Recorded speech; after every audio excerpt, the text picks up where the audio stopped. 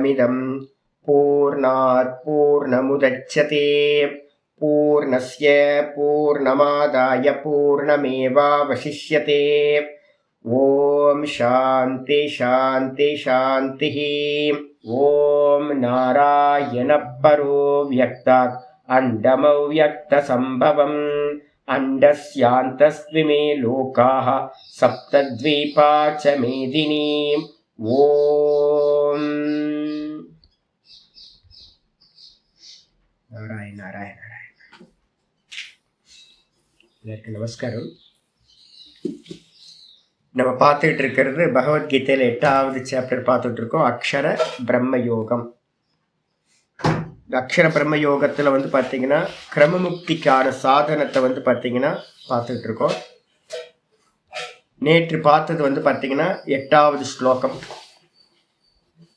அபியாச யோகயுக்தேன சேத்தசா நான்யகாமினா பரமம் புருஷம் திவ்யம் யாதி பார்த்தானு சிந்தையன் அப்படின்னு பார்த்துருக்கோம். அபியாச யோகத்தோடு கூடினவனாக, அபியாச யோகத்தோடு கூடினவனாக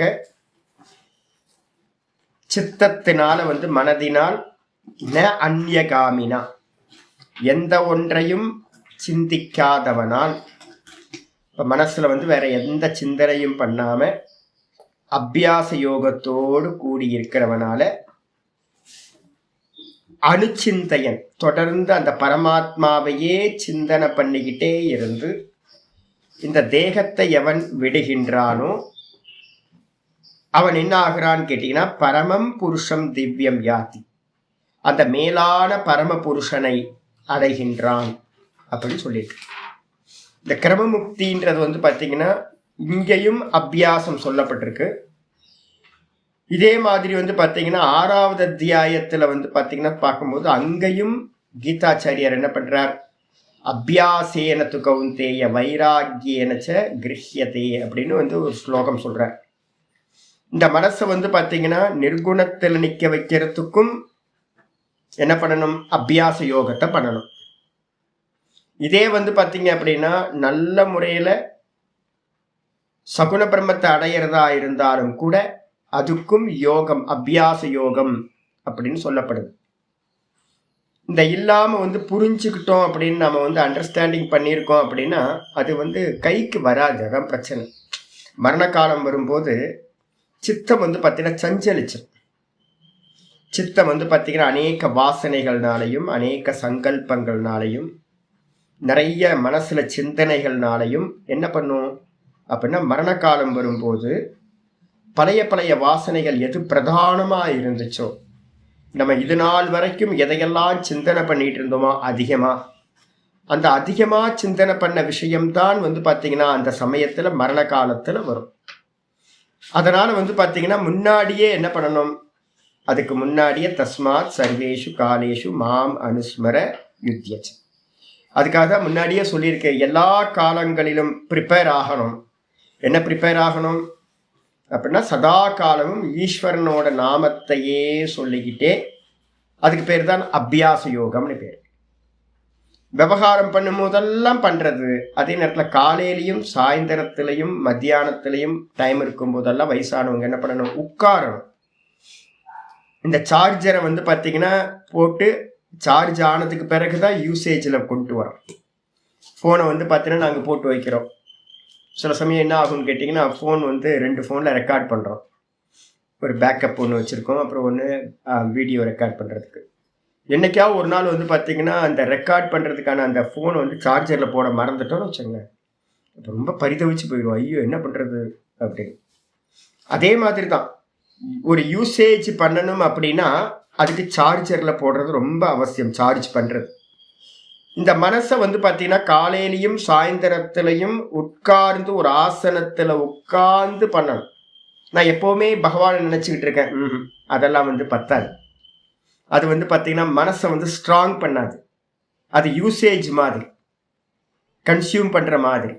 அப்போ காலையிலையும் சாயந்தரத்திலையும் உட்கார்ந்து வந்து பார்த்தீங்கன்னா ஸ்திரமாக இருந்து அபியாசம் பண்ணுறது, அதுக்கு பேர் தான் அபியாச யோகம் அப்படின்னு பேர்.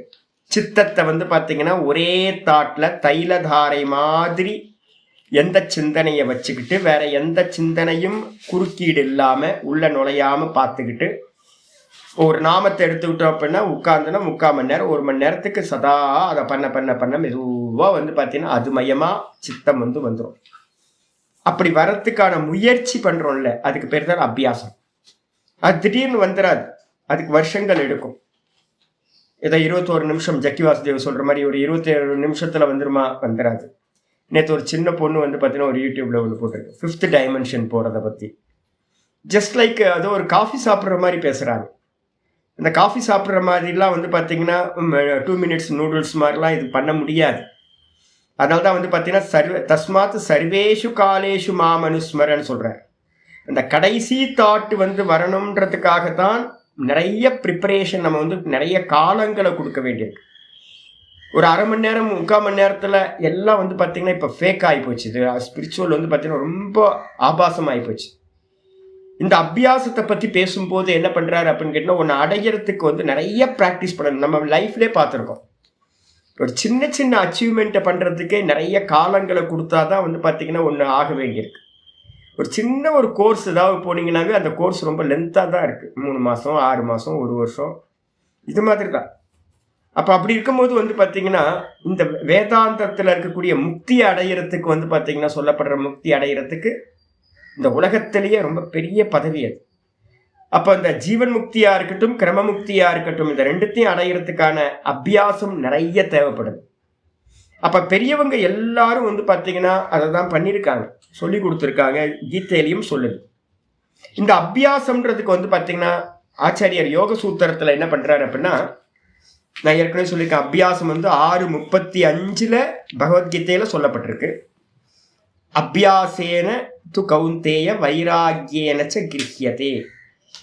இந்த மனசு வந்து பார்த்தீங்கன்னா அபியாசத்தினாலையும் வைராகியத்தினாலையும் நல்லா என்ன ஆகும் கேட்டீங்கன்னா கண்ட்ரோல் கொண்டு வர முடியும்.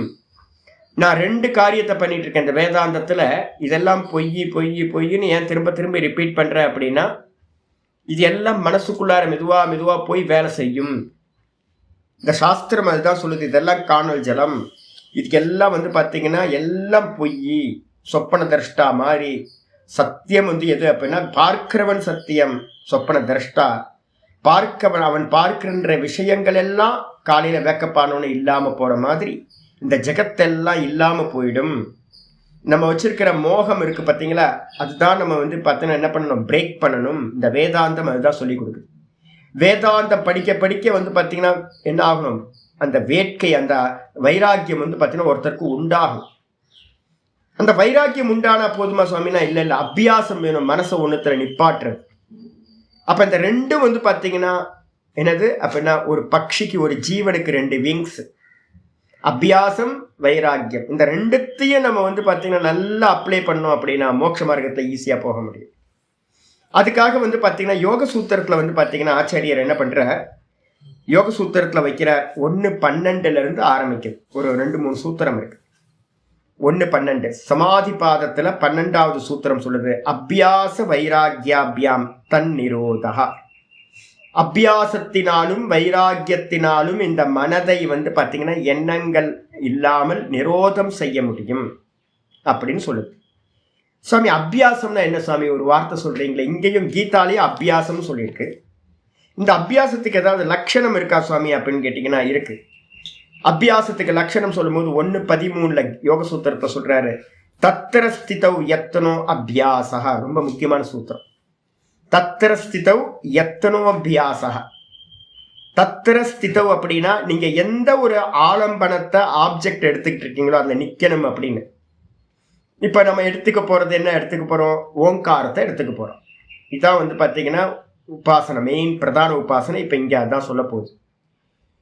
அந்த ஓங்காரம் தான் ஆப்ஜெக்ட். அந்த ஆப்ஜெக்ட் அந்த ஓங்காரத்திலேயே, அதுக்கு பேர் ஆலம்பனம் பேர். ஓங்கார ஆலம்பனம், பற்றுகோல்னு அர்த்தம். நல்லா பிடிச்சுக்கிறதுக்கான ஒரு போல் அது.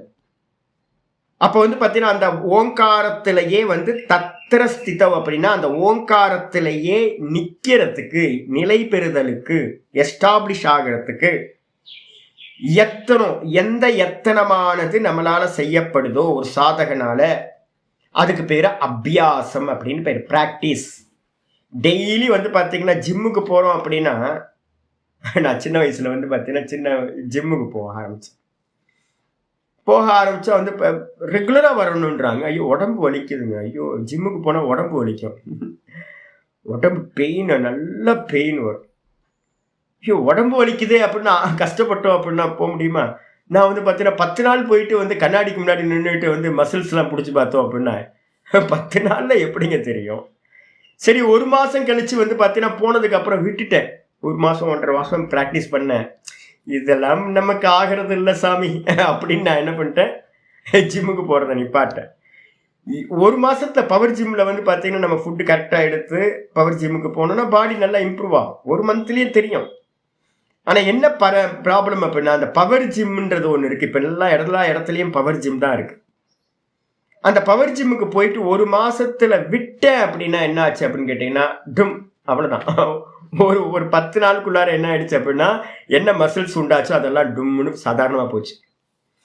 இந்த பவர் ஜிம்முக்கு போறவங்க எல்லாருக்கும் என்ன இதுன்னு கேட்டீங்கன்னா, நீங்க நீண்ட நாள் 6 மாசம் போனா கூட வந்து 1 வருஷம் போனாலும் விட்டுட்டீங்க அப்படின்னா அது அப்படியே இறங்கிடும். இது மாதிரிதான் இப்ப இருக்க நிறைய புது ஆட்கள்லாம் வந்து பவர் ஜிம் மாதிரி தான் நிறைய வந்து பார்த்தீங்கன்னு சொல்கிறாங்க. யூடியூப்பில் தான் நிறைஞ்சி கிடக்குது. அதே நேரத்தில் வந்து பார்த்தீங்கன்னா இந்த ஒர்க் அவுட் பண்ணுறது, கிரவுண்டில் போய் ஒர்க் அவுட் பண்ணுறதுன்னு இருக்கு. ஸ்கூல் கிரவுண்டில் வந்து பார்த்தீங்க அப்படின்னா சின்ன வயசுலேருந்தே ஒர்க் அவுட் பண்ணுறவங்கள பார்த்தீங்கன்னா தெரியும். அவங்க பாடி கிராஜுவலாக வந்து பார்த்தீங்கன்னா பாடியில் இது இருக்கும், நல்ல ஆரோக்கியம் வந்திருக்கும். பவர் ஜிம்மில் இமீடியட்டாக தெரியும், இமீடியட்டாக போயிடும். ஆனால் வந்து பார்த்தீங்கன்னா கிரவுண்டில் ஒர்க் அவுட் பண்ணுறவங்கள்ட்ட பார்த்தீங்க அப்படின்னா அதுதான் பக்காவாக இருக்கும் பாடி. அது வந்து பார்த்தீங்கன்னா விட்டாங்களும் கூட வந்து பார்த்தீங்கன்னா கீழே இறங்காது, அப்படியே மெதுவாக க்ரோத் ஆகும். இந்த அபியாசம்ன்றது என்ன அப்படின்னு கேட்டிங்கன்னா, ஒன்றுத்துல நின்று அதாவது தான் சொல்லுவோம். ஓங்காரத்தை பண்ண ஆரம்பிக்கிறீங்களா, 15 நிமிஷத்தில் ஆரம்பிங்க. 15 நிமிஷத்தில் வந்து பார்த்தீங்கன்னா கன்சிஸ்டன்சி நல்லா மெயின்டைன் பண்ணுறது. எதுக்காகவும் வந்து பார்த்தீங்கன்னா அந்த 15 நிமிஷத்தை தியாகமே பண்ணக்கூடாது. 5:30க்கு உட்காடுறோம், 5:45 வரைக்கும் நான் வந்து பார்த்தீங்கன்னா இந்த ஓங்காரத்தை ஜபிப்பேன் அப்படின்னு எடுத்துக்கிட்டிங்கன்னா அந்த 15 நிமிஷத்தை வந்து நல்லா வந்து பார்த்தீங்கன்னா பயன்படுத்துகிறேன். அதுக்காக வேற எந்த காம்ப்ரமைஸும் பண்ணாமல் அதுக்கப்புறம் மெதுவாக வந்து பார்த்தீங்கன்னா ஒரு 3 மாதம் நல்ல ஸ்டெபிலிட்டி கிடைச்சதுக்கு பிறகு, ஸ்திதி உண்டானதுக்கு பிறகு, ஃபர்ஸ்ட் டைமில் ஸ்திதி உண்டாகணும். இந்த டைம் எனக்கு வந்து பார்த்தீங்கன்னா இதுக்கு தான் அப்படின்னு. அதுக்கப்புறம் மெதுவாக 20 நிமிஷத்தில் நல்லா நிற்கிறதுக்கு ஒரு 3 மாதம். அதுக்கப்புறம் ஒரு 3 மாசத்துல 25 நிமிஷத்துக்கு ஒரு 3 மாசம். அதுக்கப்புறம் ஒரு 30 நிமிஷத்துல வந்து பார்த்தீங்கன்னா நிற்கிறதுக்கு ஒரு 3 மாசம். இது மாதிரி 3 மாசம் 5 நிமிஷமா ஒன்றுத்துல இருந்து அபியாசம் பண்ண அதுக்கு பேரு தத்திர ஸ்திதம்னு பேரு. ஒரு அபியாசத்துல ஒரு பிராக்டிஸ்ல எஸ்டாப்ளிஷ் ஆகிறது. அதுக்கு நம்ம என்ன எஃபோர்ட் போடுறோமோ அந்த எஃபோர்ட்டுக்கு பேரு, எத்தனத்துக்கு பேரு அபியாசம்னு பேரு. அதுக்கு பேரு யோகம்னு பேரு. நித்தியம் நம்ம வந்து பார்த்தீங்கன்னா சென்ஸ் ஆர்கன்ஸை கண்ட்ரோல் பண்றோம். சமணம் போட்டு உட்கார்ற ஒரு ஆசனத்துல நல்லா நிமிர்ந்து உட்கார்றோம், கண்களை மூடிக்கிறோம், வெளியில இருக்கிற எக்ஸ்டர்னல் திங்ஸ்ல இருந்து நம்ம என்ன பண்றோம், உள்ளுக்குள்ளார திரும்பிடுறோம். இந்திரிய நிகிரகம், மனசை ஒண்ணுத்திலேயே தொடர்ந்து ஒரு ஆப்ஜெக்ட்லயே வைக்கிறோம். இதுக்கு எல்லாத்துக்கும் பேர் என்னன்னா யோகம்னு பேர். யோகம் தாம் யோகமிதி மன்யந்தே பராம் இந்திரிய தாரணாம். கட்டோபனிஷத்துல வந்து ஸ்ருதி சொல்லுது, இந்த மனசையும் இந்திரியங்களையும் வந்து பாத்தீங்கன்னா கண்ட்ரோல் பண்றது எதுவோ அதுக்கு பேர் யோகம் என்று சொல்கிறார்கள். அப்ப இந்த யோகத்தை வந்து பாத்தீங்கன்னா பிராக்டிஸ்க்கு பேர் அபியாசம். அந்த பிராக்டிஸை வந்து இந்திரிய நிகிரக மனோ நிகிரகத்தோட பண்ணினீங்க அப்படின்னா அதுக்கு பேர் யோகம். இந்த அபியாச யோகத்தினால வந்து பார்த்தீங்கன்னா அபியாச யோகத்தோடு அப்படின்னா என்ன அர்த்தம், அதுலேயே எஸ்டாப்ளிஷ் ஆகிறது, ஓங்காரத்திலேயே எஸ்டாப்ளிஷ் ஆகிறது. அதுக்கப்புறம் ஆச்சரியர் சொல்றார், அந்த அபியாசம் எப்படி இருக்கணும், கண்டிஷன் இருக்கு சுவாமி. 3வது சூத்திரம். அபியாசத்துக்கு அர்த்தம் எத்தனம், ஒன்றுத்துல நிக்கிறதுக்கு எத்தனம். அதுக்கப்புறம் அது எப்படி இருக்கணும், தீர்க்கால சத்து தீர்க்கால நைரந்தரிய சத்காரா சேவிதோ திருட பூமிகி. 1:14 வந்து பார்த்தீங்க அப்படின்னா யோக சூத்திரத்துல 1:14 அதுல சொல்லுது, இந்த அபியாசம் எப்படி இருக்கணும் அப்படின்னு கேட்டீங்கன்னா சது, அந்த அபியாசமானது தீர்க்க கால ஒரு அபியாசத்தை தான சொன்னேன்ல, கிரவுண்டில் ஒர்க் அவுட் பண்ணுற மாதிரி. ட்ரெடிஷ்னல் வித்யா எப்படி இருக்கும் அப்படின்னு கேட்டிங்கன்னா, ட்ரெடிஷ்னலான யோகமும் இல்லை ட்ரெடிஷ்னலான வேதாந்தமும் எப்படி இருக்கும் அப்படின்னா ரொம்ப கிராஜுவல். இதே வந்து பார்த்தீங்க அப்படின்னா 12 நாளில் பகவத்கீதை, 12 நாளில் எப்படிங்க, 18 நாளில் பகவத்கீதை, 18 நாளில் பகவத்கீதை எப்படி படிக்க முடியும்? நம்ம 8வது அத்தியாயத்துக்கே 300 கிளாஸ் 310 கிளாஸ் ஆகிப்போச்சு. இதுவே வந்து பார்த்தீங்கன்னா நமக்கு நல்லா உள்ளுக்குள்ளே இதாகணும் அப்படின்னா நீங்கள் திரும்ப வந்து பார்த்தீங்கன்னா 1 வருஷம் 1.5 வருஷம் உட்காந்து படித்தாதான் நல்லா மெதுவாக டைஜஸ்ட் பண்ணி உள்ளே கொண்டுட்டு வரணும். அப்போ வந்து பார்த்தீங்கன்னா 18 நாளில், ஒரு வாரத்தில், 10 நாளில் இது மாதிரிலாம் பண்ணால் அது கிடைக்குமா அப்படின்னா கிடைக்காது. பவர் ஜிம் மாதிரி கேட்கலாம், கேட்டதுக்கப்புறம் விட்டீங்கன்னா என்ன ஆகிடும், போயிடும், அவ்வளோதான். கேட்கவே போயிடும். அப்போ வந்து பார்த்தீங்கன்னா அபியாசம் எப்படி இருக்கணும், எந்த அபியாசமாக இருந்தாலும், அது சாஸ்திர அபியாசமாக இருக்கட்டும், இல்லை ஜப அபியாசமாக இருக்கட்டும், ஒரு பூஜையாக இருக்கட்டும், இல்லை ஒரு தபஸாக இருக்கட்டும், எந்த அபியாசமாக இருந்தாலும் ப்ராக்டிஸ், எந்த ப்ராக்டிஸாக இருந்தாலும் என்ன அப்படின்னு கேட்டிங்கன்னா தீர்க்க கால சது தீர்க்க கால. ஒரு வக்கீல்கிட்ட நான் போனேன், ஒரு டாக்டர், ஒரு வக்கீல், ரொம்ப தெரிஞ்சவங்களா இருந்தாங்க. அந்த வக்கீல் வந்து பார்த்தீங்க அப்படின்னா அவர் சொல்கிறார், அவங்க பையன் வந்தாச்சு, அவங்க பேரனும் வந்தாச்சு. ஒரு ஆஃபீஸில் வந்து பார்த்தீங்கன்னா தாத்தா உட்காந்துருக்கார், பையன் உட்காந்துருக்கார், பேரன் உட்காந்துருக்கார், 3 பேர் உட்காந்துருக்காங்க.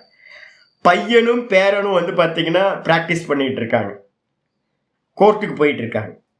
இவர் வந்து என்ன பண்ணிட்டு இருக்காரு அப்படின்னா வெறும் அட்வைஸ் பண்ணிக்கிட்டு உட்காந்துக்கிட்டு ஒரே இடத்துல உட்காந்து எங்கேயும் போகாமல் இருக்கார். வயசு வந்து பார்த்தீங்கன்னா ஒரு 85-90 வயசு.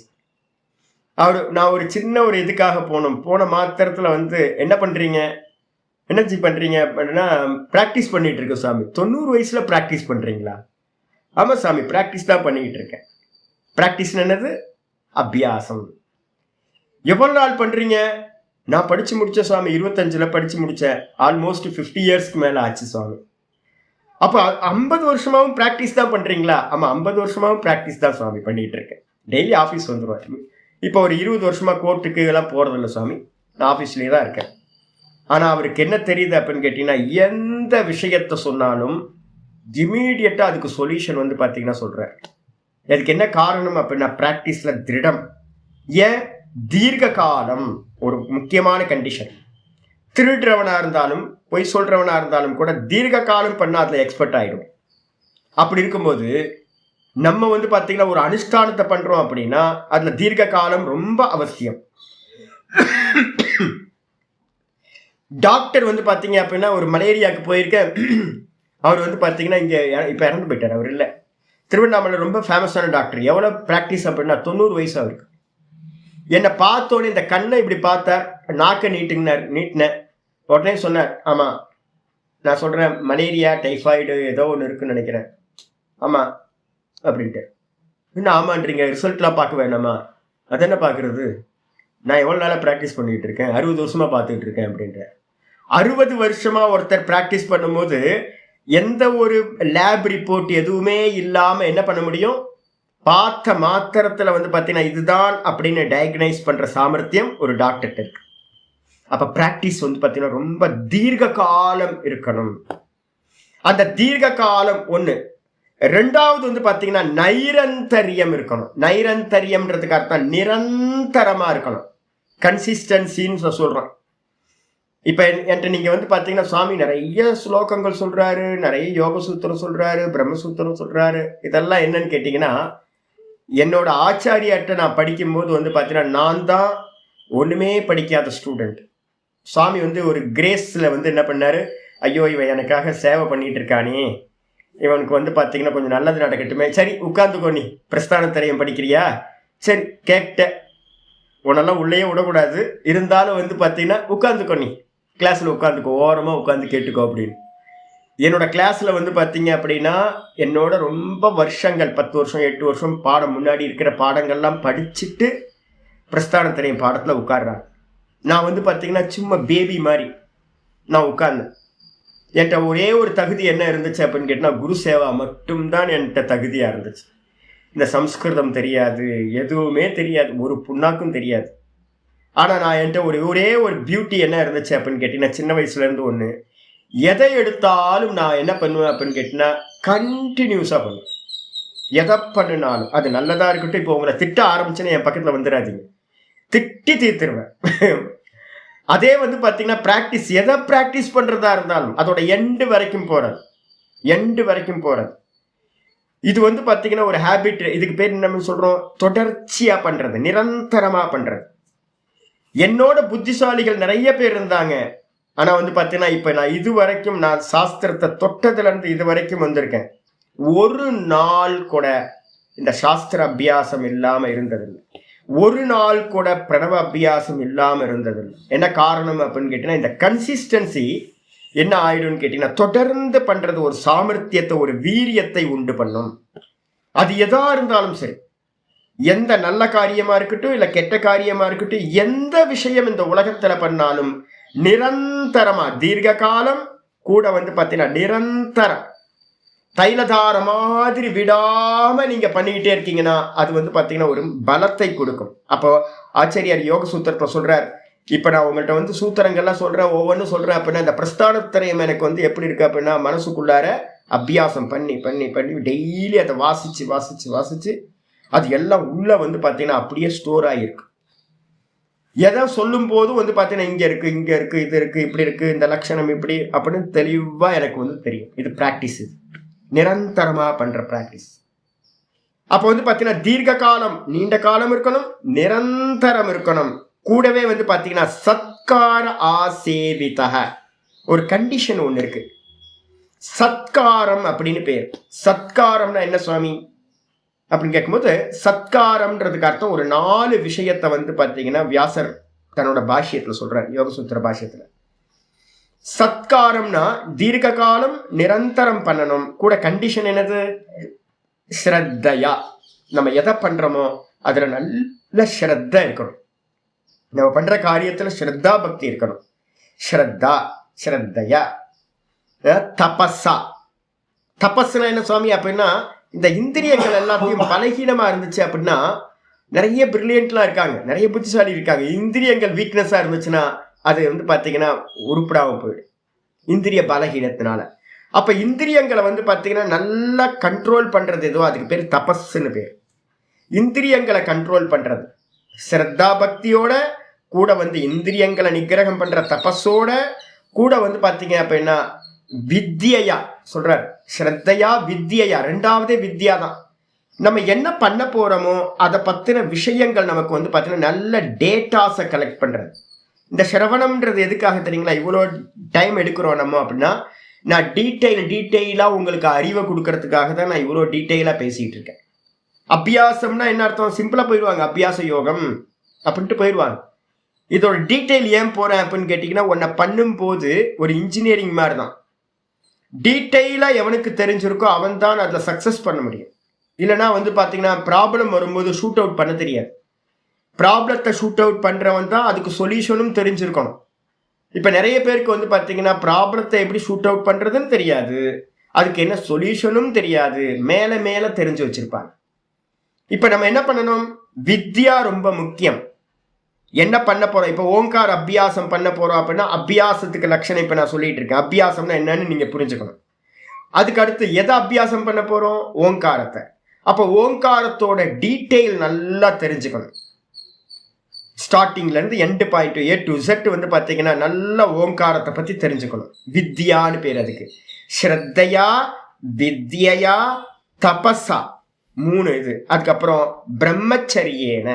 நம்ம லட்சியம் என்ன இருக்கணும் அப்படின்னு கேட்டீங்கன்னா, நல்ல ஈஸ்வரனை அடையணும் அப்படின்னு நல்லா பிளான் பண்ணி, பிரம்மச்சரியம் 2 அர்த்தம் இருக்கு. குரு சேவையில இருக்கிறது.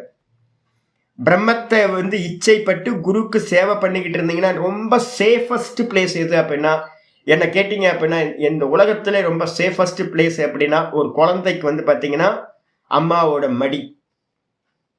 அதே மாதிரி வந்து ஒரு சாதகனுக்கு ரொம்ப சேஃபஸ்ட் பிளேஸ் எது அப்படின்னா குருவோட சரணம்.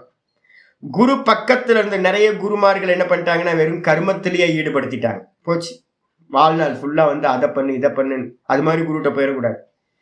அந்தர்முகமா உங்களை வந்து பாத்தீங்கன்னா ஈடுபடுத்துறவரா இருக்கணும், உங்களை மோட்சத்துல ஈடுபடுத்துறவரா இருக்கணும். அப்படிப்பட்ட குருட்ட இருந்துகிட்டு கர்மத்தை விட்டுட்டு நல்ல உபாசனையில இருக்கணும் அப்படின்னா வாசனை பிரச்சனை இருக்கு, மனசோட சங்கல்ப பிரச்சனை இருக்கு, மனசுல சஞ்சலம் இருக்கு, இதெல்லாம் குரு சேவையில மட்டும்தான் நீங்கும். இதுக்கு பேர் பிரம்மச்சரியம் அப்படின்னு பேர். பிரம்மத்தை அடைவதற்காக குரு இடத்துல இருந்து சேவையை பண்ணிக்கிட்டு நம்ம டிஸ்டன்ஸ்ல இருக்கோம்ல. அதான் நான் நேற்று கூட சதானந்தம் பேசினார். யாருமே 30-40 வருஷமா குருவை அடையலையே. போய் வந்து பாத்தீங்க அப்படின்னா போய் விசிட் பண்ணிட்டு வரீங்க. வருஷத்துக்கு ஒரு வாட்டி வந்து பாத்தீங்கன்னா குருவை பார்த்து, வருஷத்துக்கு ஒரு வாட்டி 2 வாட்டி குருவை பார்த்து.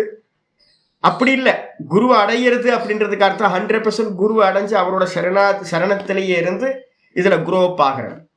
ரெக்க முளைச்சதுக்கு அப்புறம் தனியா போயிருக்கலாம், நீங்க உங்களுடைய இதை பண்ணிக்கலாம். அப்ப கொஞ்சமாவது நீண்ட காலம், கொஞ்ச காலமாவது வந்து பார்த்தீங்கன்னா சில வருஷங்களாவது குருநாதர் பக்கத்துல இருந்து அவருக்கு சேவை பண்றதுனால வந்து பார்த்தீங்கன்னா அவ்வளோ கிரேஸ் கிடைக்கும்.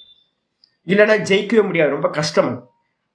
அப்போ வந்து பார்த்தீங்க அப்படின்னா பிரம்மச்சரியேன மொத்தம் 4 சத்காரம்னு 4 விஷயங்கள் சொல்றோம். ஸ்ரத்தையா, அப்புறம் வந்து வித்யா, அதுக்கப்புறம் தபசா, பிரம்மச்சரியேன.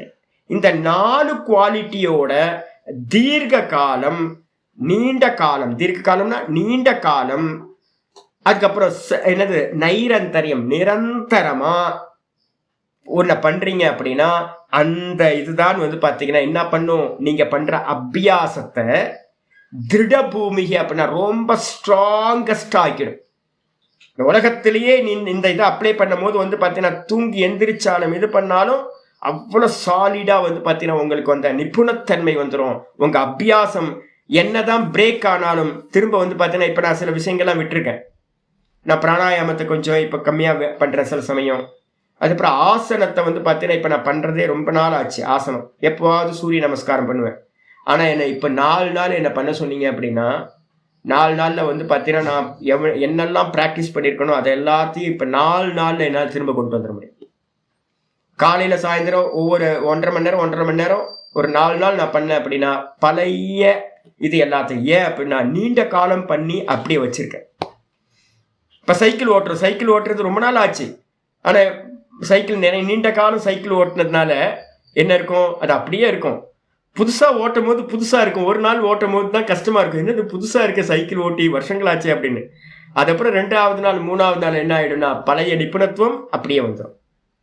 அப்ப எந்த ஒரு காரியத்தை நம்ம வந்து பார்த்தீங்கன்னா தீர்க்க காலம் பண்ணி அதை நல்லா எஸ்டாப்ளிஷ் பண்ணி வச்சிருக்கோமோ அது என்ன பண்ணுவோம் அப்படின்னா உங்களை ஏதாவது ஒரு ஜுரம் வந்துச்சு இல்லை ஏதாவது பிரேக் ஆனா கூட திரும்ப நீங்க அதை அடைஞ்சிட முடியும். அந்த அளவுக்கு திருடமாயிடும். இந்த திருடமா இருக்கும் போதுதான் நம்ம என்ன பண்றோம், அந்த ஓங்காரத்தை சொல்லி சொல்லி சொல்லி அந்த தீர்க்கமா அது நல்லா இருக்கு அப்படின்னா அப்பதான் அபியாச யோக யுக்தேன. இதான் இங்க ஸ்லோகத்துல சொல்லுவது. அப்ப தீர்க்க காலம் அபியாசம் பண்ணணும், நித்தியம் உட்காரணும். அப்பதான் வந்து பாத்தீங்கன்னா மரண காலத்துல வந்து பாத்தீங்கன்னா நம்மள ஹாஸ்பிட்டல் கொண்டு போயிருப்பாங்க, உடம்பு சரியில்லாம போயிருக்கோம். இந்த உட்கார்ந்து இப்ப பண்ற அபியாசம் அப்ப உடம்பு சரியில்லாம பெட்ல படுத்திருக்கும் போதும் கூட வந்து பாத்தீங்கன்னா என்ன பண்ணுவீங்க, உள்ளுக்குள்ளார அந்த ஓம் ஓம் ஓம் ஓம்னு மனசு வந்து பாத்தீங்கன்னா வெளிச்சிந்தனையில இருந்து போகாம நல்ல பலத்தோட ஆகும். அப்ப அபியாசம் என்ன சுவாமி அப்படின்னு கேட்டீங்கன்னா அபியாசம்ன்றது சார்ஜ் பண்றது.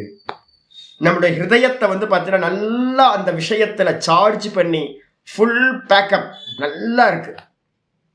எங்கேயாவது டிராவல் பண்ணும்போது கூட நம்ம எடுத்துட்டு போறோம்ல பேட்டரி பேக்கப் வந்து எடுத்துட்டு போறோம். அதே மாதிரி ஃபுல் சார்ஜ் பண்ணி இந்த மனசை வச்சுக்கிட்டோம் அப்படின்னா அபியாசத்தினால மரண காலத்துல வந்து பாத்தீங்கன்னா என்ன ஆன்டிபயோட்டிக் கொடுத்தாலும் எந்த ரோகத்துல பெயின் வந்தாலும் இந்த மனசு எப்படி இருக்கும், சதா அந்த ஓங்காரத்திலேயே நிற்கும்.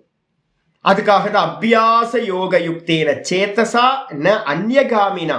இப்ப நம்ம பிராக்டிஸ் பண்றோம் சித்தத்தை வந்து ஒன்னுத்திலேயே நிப்பாட்டி மனசை இந்த மனசை நிப்பாட்டி ஒரு 5 வருஷம் 10 வருஷம் பிராக்டிஸ் பண்ணோம் அப்படின்னா அப்ப என்ன ஆகும், மரண காலத்துல வந்து பாத்தீங்கன்னா ரொம்ப ஈஸியா வேற எந்த சிந்தனையும் பண்ணாம பகவான்கிட்ட வந்து பாத்தீங்கன்னா சித்தத்தை வைக்க முடியும். அப்படி இருக்கிறவன் தான் வந்து பாத்தீங்கன்னா தொடர் சிந்தனை பண்ணுவன், அணுச்சிந்தையன். தொடர் சிந்தனை பண்றவன் தான் அந்த பரம புருஷனை அடைகின்றான் அப்படின்னு நேத்து ஸ்லோகத்தை முடிச்சிருங்க. இன்னைக்கு பாட்டம் 9வது ஸ்லோகம் ஆரம்பிக்குது பகவத்கீதையில. கிம் விசிஷ்டம் ச புருஷம் யாதி இது உச்சியதே. போன மந்திரத்துல சொல்லுங்கள திவ்யம் புருஷம் யாதி அப்படின்னு சொல்லியிருக்கு. அந்த பரம புருஷனை திவ்யமான புருஷனை அடைகின்றான் அப்படின்னு நம்ம வந்து பாத்தீங்கன்னா பார்த்துருக்கோம் போன ஸ்லோகத்துல. அந்த பரமபுருஷனை பத்தி வந்து பாத்தீங்க அப்படின்னா அவன் எந்த தன்மைகளோடு கூடினவன் அப்படின்னு வந்து பாத்தீங்கன்னா சொல்ல ஆரம்பிக்குது. அதுக்காக தான் வந்து பாத்தீங்கன்னா இந்த 9வது ஸ்லோகம். அந்த பரமபுருஷன் போய் அடையிறமே, அபியாசம் பண்ணவன் பரமபுருஷத்தை ஓங்காரத்தை சொல்லி சொல்லி நான் எதை அடைய போறேன்? அந்த பரமபுருஷனை பிரம்மலோகத்துல போய் அடைய போறேன். அந்த பரமபுருஷன் சொல்லக்கூடிய ஈஸ்வரன் எப்படிப்பட்டவர், என்ன ஸ்பெஷல் அவர்கிட்ட அப்படின்னு இந்த ஸ்லோகம் சொல்லுது. கவிம் புராணமனுசாசிதாரம், கவிம் புராணமனுசாசிதாரம் அனுரணீயான் சமனுஸ்மரேத்யஹ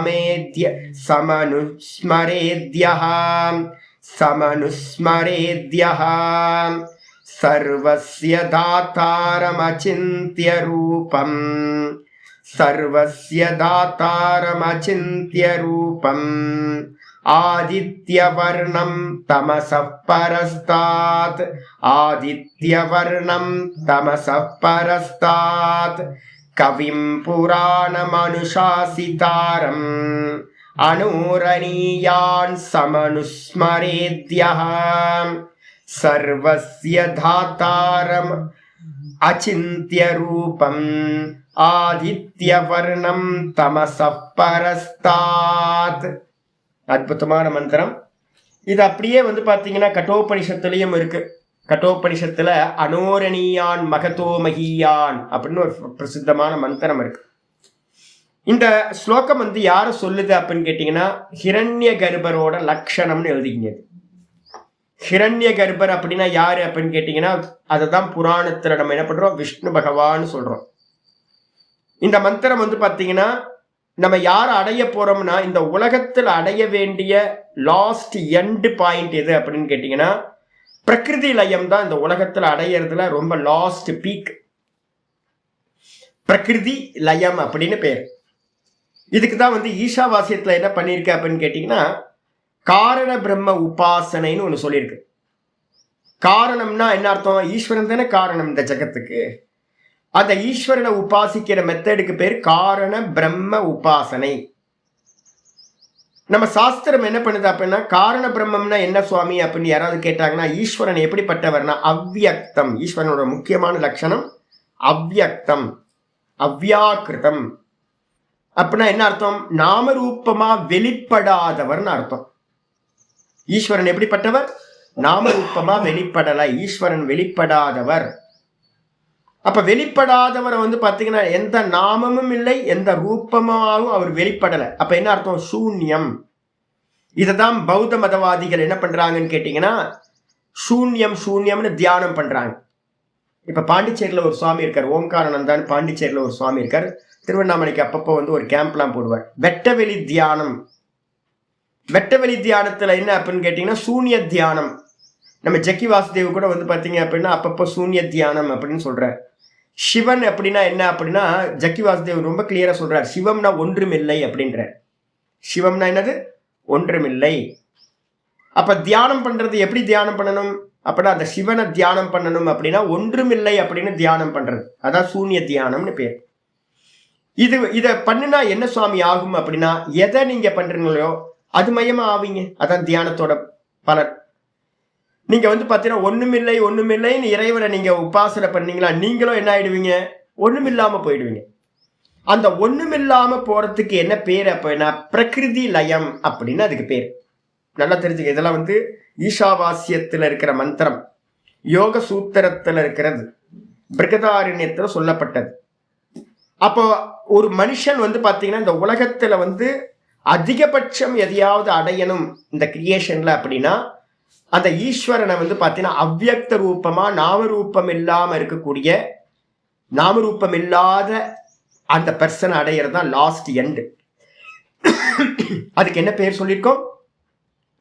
பிரகிருதி லயம் அப்படின்னு பேர். 1,00,000 மண்வந்தரங்கள் வந்து பாத்தீங்கன்னா என்ன ஆவீங்கன்னா ஃப்ரீஸ் ஆகி அந்த பிரகிருதி லயத்தை அடைந்தவன் 1,00,000 மண்வந்தரங்கள். ஒரு மனுவோட காலம் வந்து பாத்தீங்க அப்படின்னா 72 சதுர்யுகங்கள் வந்து பாத்தீங்கன்னா ஒரு மனுவோட காலம்.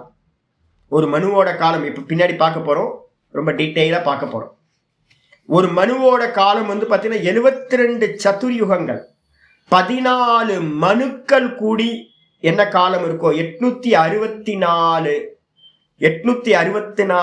யுகங்கள் வந்து பாத்தீங்க அப்படின்னா சதுர்யுகங்கள் தான் பிரம்மாவோட ஒரு பகல். 864 அதான் வந்து பாத்தீங்கன்னா ஒரு பிரம்மாவோட பகல். 864 இதுதான் 1000 யுகம் அப்படின்னு நம்ம சொல்லுவோம். 864 சொல்லாம டெக்னிக்கலா சொல்லாம குத்துமதிப்பா ஒரு 1000 யுகம். 1000 யுகம் பிரம்மாவோட ஒரு பகல். 1000 யுகம் வந்து பாத்தீங்கன்னா பிரம்மாவோட ஒரு இரவு 2000. அது மாதிரி நமக்கு வந்து பாத்தீங்கன்னா 1,00,000 மன்வந்தரங்கள் போகணும் அப்படின்னா அப்ப யோசிச்சு பார்த்து எவ்வளவு பெரிய காலம்.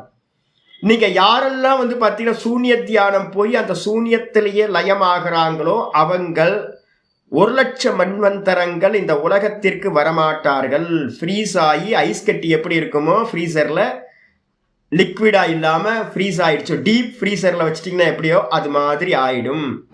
உங்க ஜீவனம் அப்படி ஆயிடுவான். 1,00,000 மன்வந்தரம் கழிச்சு திரும்ப சம்சாரி திரும்ப வருவான், ரிட்டர்ன் வருவான். அதனால வந்து பாத்தீங்கன்னா சாஸ்திரங்கள் என்ன பண்ணுது அப்படின்னு கேட்டீங்கன்னா, நம்ம வேதாந்தத்துல வந்து பாத்தீங்க அப்படின்னா கிளியரா வந்து பாத்தீங்கன்னா ரிஷிமார்களோட விஷன், வேதத்தோட விஷன் ரொம்ப கிளியர். அதனால ஈஸ்வரனை என்ன பண்ணக்கூடாது அப்படின்னு கேட்டீங்கன்னா, ஈஸ்வரனை நாமம் ரூபம் இல்லாதவர் அப்படின்னு உபாசனை செய்யக்கூடாது. அவ்வியக்தம் சொல்லக்கூடிய அந்த பரமேஸ்வரனை உபாசனை செய்யக்கூடாது. தியானம் நாமரூபம் இல்லாம தியானம் பண்ணக்கூடாது. அப்ப தியானம் பண்றது யார பண்ணணும் அப்படின்னு கேட்டீங்கன்னா, அந்த பரமேஸ்வரன் தான் அவ்வியக்தத்தில் இருக்கிறவர் தான் என்னவா டைலூஷன் ஆகிறார் அப்படின்னா சூத்திராத்மான்னு சொல்லக்கூடிய ஹிரண்ய கர்ப்பரா வெளிப்படுகின்றார். அவ்வியக்தமா இருக்கிறவர் வியக்தமாகிறார். பஞ்சு நூலா வியக்தமாகுது. பஞ்சு நூலா வியக்தமாகுது. ஒரு விதை பூமிக்கு வெளியில தெரியாம இருந்துச்சு. அந்த விதை வந்து பாத்தீங்கன்னா மெதுவா ஒரு முளை விட்டுருக்கு அப்படின்னா அங்குரம்னு பேரு. முளை விட்டுருக்கு அப்படின்னா எதை தெரியுது நமக்கு தெரியுது, விதை தெரியல ஆனா முளை தெரியுதா? அப்ப விதை வந்து பாத்தீங்கன்னா ஈஸ்வரன் காரணகர்த்தா. அந்த ஈஸ்வரன் இருந்து வெளிப்பட்ட அந்த அங்குரம் முளை மாதிரி வந்து பாத்தீங்கன்னா ஹிரண்ய கர்ப்ப தத்துவம். அந்த ஹிரண்ய கர்ப்ப தத்துவத்துக்கு என்ன பேர் சுவாமினா காரிய பிரம்மம் அப்படின்னு பேர். அதுக்கு என்ன பேரு? காரிய பிரம்மம். விதையது ஈஸ்வர தத்துவம் காரண பிரம்மம். அந்த முளையது ஹிரண்ய கர்ப்ப தத்துவம் காரிய பிரம்மம் அப்படின்னு பேர்.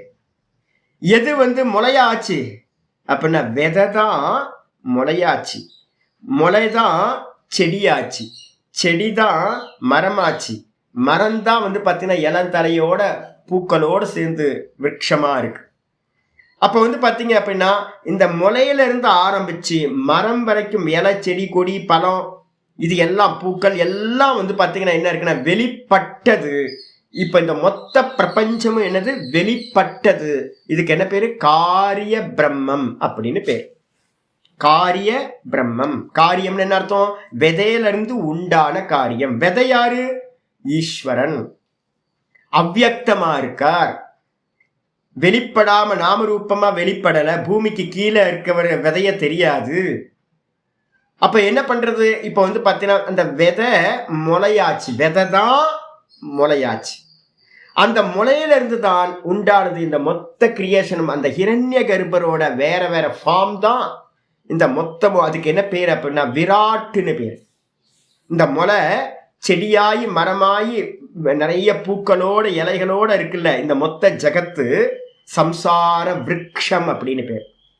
இந்த சம்சார விருட்சம் எல்லாம் எதை மூலமாக வச்சது அப்படின்னா அந்த முளை மாதிரி இருக்கிற ஹிரண்ய கர்ப்பரை, வெளிப்பட்டவரை, சூத்திராத்மான்னு அவருக்கு பேரு, ஹிரண்ய கர்ப்பர்னு பேரு. அவருக்கு பேர் புராணத்துல விஷ்ணுன்னு பேரு.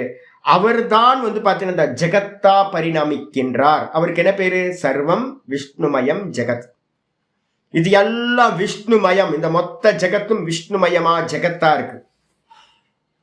இவர் எங்க இருந்து வந்தார்? யாரு அப்படின்னா இவர் தான் வாஸ்தவத்துல காரண பிரம்மம் தான் காரியமா பரிணமிச்சிருக்கு. வேற வேற இல்ல.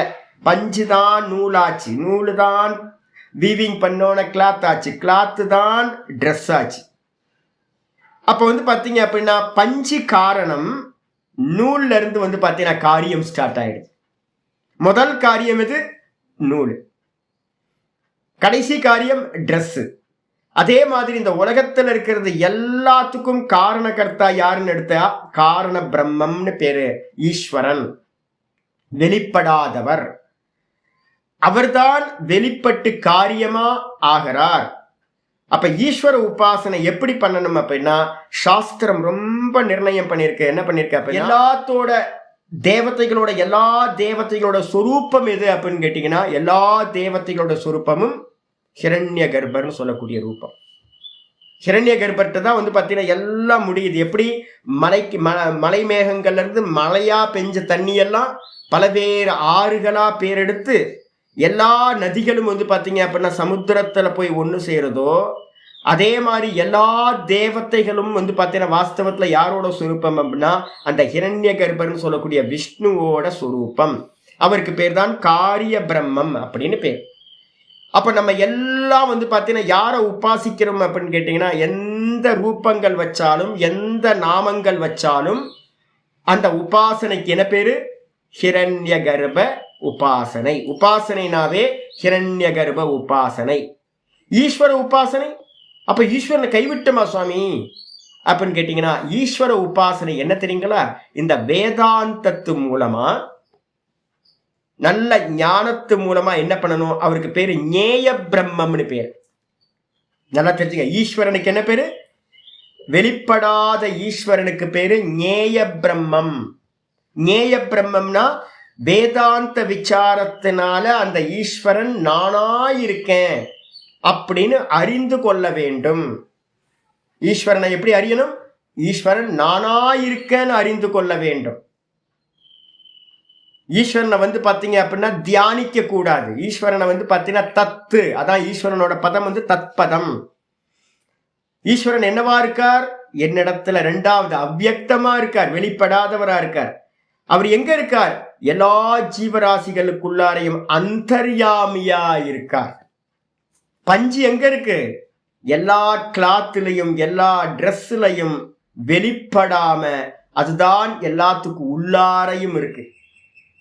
ட்ரெஸ்ஸுக்குள்ளார கிளாத்து, கிளாத்துக்குள்ளார நூலு, நூலுக்குள்ளார இருக்கிறது பஞ்சு. அதே மாதிரி வந்து பார்த்தீங்கன்னா இந்த எல்லாத்துக்குள்ளாரையும் ஈஸ்வரன் எப்படி இருக்கார் அப்படின்னு கேட்டீங்கன்னா எப்படி இருக்கார்? அகம் அகம் அகம்னு வெளிப்படாம இருக்கார்.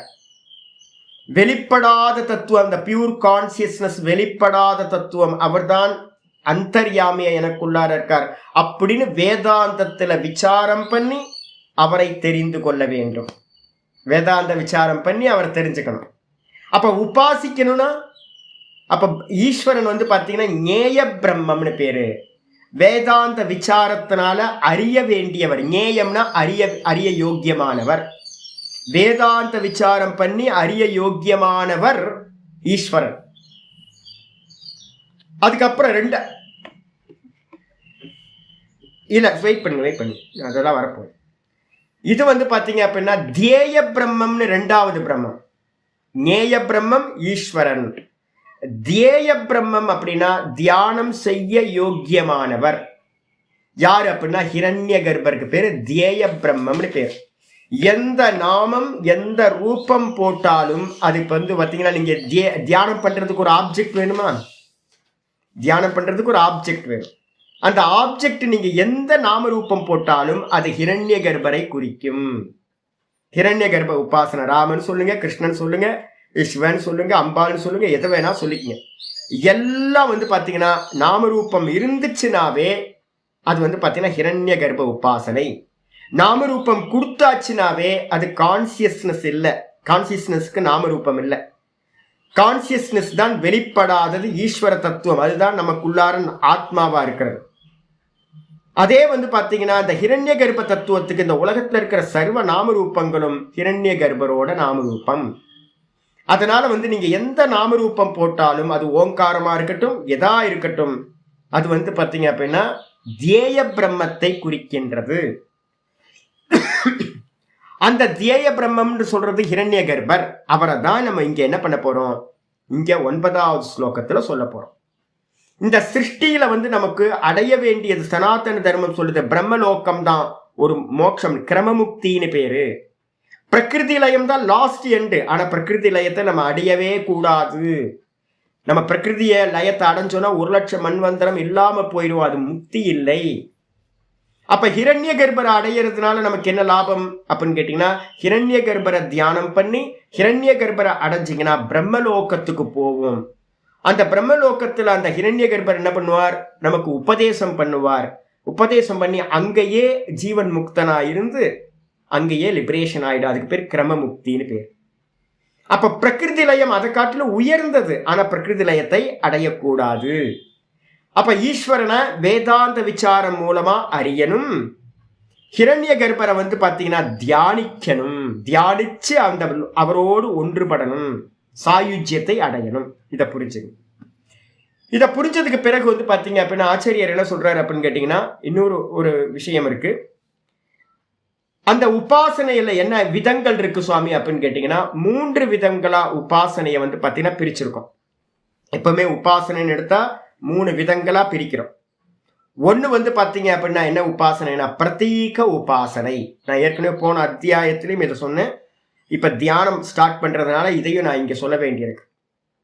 பிரதீக உபாசனை எப்பவுமே மனசுல வச்சுங்க. முதல்ல பிரதீக உபாசனை. நம்ம எந்த நாமங்கள் எந்த ரூபங்கள் கொடுத்து ஈஸ்வரனை உபாசிக்கிறோமோ, ஈஸ்வரனுக்கு கோயில் எல்லாம் ஆராதனை பண்றோம், வீட்டுல எல்லாம் சிலைகள் வச்சிருக்கோம், போட்டோ வச்சிருக்கோம், இதுக்கெல்லாம் பூஜை பண்றோம், அர்ச்சனை பண்றோம், நல்லா பண்றோம்ல. இது எல்லாம் என்னன்னு கேட்டீங்கன்னா பிரதீகம்னு பேர். பகவானுக்கு ஒரு நாமத்தையும் ரூபத்தையும் கொடுத்தீங்கன்னா அடையாளம்னு பேர். பிரதீகம்னு என்னது? சம்ஸ்கிருதத்துல பிரதீகம், தமிழ்ல சொன்னீங்கன்னா சின்னம், அடையாளம். பகவான் இல்ல. இந்த போட்டோவோ இந்த சித்திரமோ வந்து பாத்தீங்கன்னா இந்த சிலையோ பகவான் இல்ல. ஆனா பகவானை இண்டிகேட் பண்றது அடையாளம், இண்டிகேட்டர், அதான் பிரதீகம் அப்படின்னு பேர். இப்ப நம்ம பண்றது இந்த உலகத்துல அதிகமா நடந்துகிட்டு இருக்கிறது எது நடந்துகிட்டு இருக்கு? ஆல்மோஸ்ட் 90% வந்து பாத்தீங்க அப்படின்னா இதுதான் பண்ணிட்டு இருக்கோம். பிரதீக உபாசனை தான் நம்ம சனாதன தர்மத்துல நடந்துகிட்டு இருக்கிறது. அதிகபட்சமா இப்ப நடந்துட்டு இருக்கு. இது ஒண்ணு. இதுல கொஞ்சம் நிபுணத்தன்மை வந்தோன்னே 2வது வருது. என்னன்னு கேட்டீங்கன்னா சம்பத் உபாசனை அப்படின்னு. 2வது உபாசனைக்கு பேர் சம்பத் உபாசனை. பிராக்கெட்ல என்ன போட்டீங்க அப்படின்னா குணத்தியானம்னு போட்டு கொஞ்சம் சட்டில் ஆயிடும். ரொம்ப கொஞ்சம் சட்டிலா இருக்கிறது குணத்தியானம்னு பேரு. குணங்களை, ஈஸ்வரனோட குணங்களை வந்து பாத்தீங்க அப்படின்னா என் குணத்தான் அப்படின்னு நம்ம சொல்லுவோமா? தாளை வணங்கா தலை, என் குணத்தான் தாளை வணங்கா தலை. என் குணம் 8 குணங்கள் வந்து பாத்தீங்கன்னா பகவான்கிட்ட சொல்லப்பட்டிருக்கு. அந்த 8 குணங்களை வந்து பாத்தீங்கன்னா நிறைய கல்யாண குணங்கள். பாகவதம் எடுத்துக்கிட்டீங்கனாலும் இல்ல வந்து பாத்தீங்கன்னா சிவபுராணம், சிவனோட புராணங்கள் நிறைய நாயன்மார்கள்ட்ட அவர் வந்து நிறைய லீலைகள் பண்ணியிருக்கார். அதெல்லாம் எடுத்து படிச்சோம் அப்படின்னாலும் என்ன தெரியும் அப்படின்னா பகவானை பத்தின நிறைய லீலைகளை எடுத்துக்கிட்டு அவரோட குணங்கள் இருக்கிற பகவானோட கருணை இதெல்லாம் எடுத்துக்கிட்டு வந்து பாத்தீங்க அப்படின்னா அதையே சிந்திச்சு பகவான் இதைதான் பக்த மகான்கள் எல்லாம் பண்ணியிருக்காங்க. நீங்க பக்த மகான்கள்ட்ட போய் பாத்தீங்க அப்படின்னா பகவானை நினைச்சு அவங்க பண்ண அந்த பகவானோட ஏதாவது ஒண்ணு எடுத்துப்பாங்க. நந்தனார் எடுத்தா போதும். நந்தனாரோட படம் பார்த்து முடியறதுக்குள்ள நம்ம கண்ணுல இருந்து ஜலமா விட்டுருவோம், ஐயோ அப்படின்னு.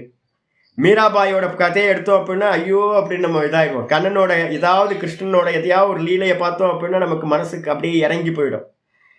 அதுல வந்து பாத்தீங்கன்னா பிரதீகம் பிரதானம் இல்லை, குணம் பிரதானம் ஆயிடும். அந்த குணத்தியானத்துக்கு பேர் வந்து சம்பத் உபாசனை. இது 2வது, கொஞ்சம் சட்டில். இப்ப ஊர்ல பாத்தீங்க அப்படின்னா தெரியும், எல்லாம் கோயிலை பார்த்து உள்ள சாமி கும்பிட போவாங்க, எல்லாம் பண்ணுவாங்க. ஆனா கண்கள்ல ஜலம் விடுற மாதிரி எத்தனை பேர் இருக்கான்னு ஒரு கோயில போய் பாருங்க. சுவாமிக்கு ஆரத்தி காட்டும் போதும் சுவாமியை பார்த்து ஒரு மனம் உருகி பிரார்த்தனை பண்றவங்க, கண்ணில் ஜலத்தோட உருகி போய் பண்றவங்க ஒரு 1000 பேர் கோயிலுக்கு வந்தா ஒரு 10-20 பேர் தான் என்னவா இருப்பாங்க, கண்ணில் ஜலம் விடுற அளவுக்கு இருப்பாங்க. அப்ப அந்த கண்ணில் ஜலம் விடுற அளவுக்கு மனசை கோமலப்படுத்துறது அப்படின்னா இந்த குணத்தியானம். இது 2வது. இதுக்கப்புறம் வந்து பாத்தீங்கன்னா இந்த கரைஞ்சி அழுது பகவானோட பக்தி பாவத்தினால எல்லா பக்த மகான்கள் எல்லாத்தையும் எடுத்தீங்கன்னா தெரியும்.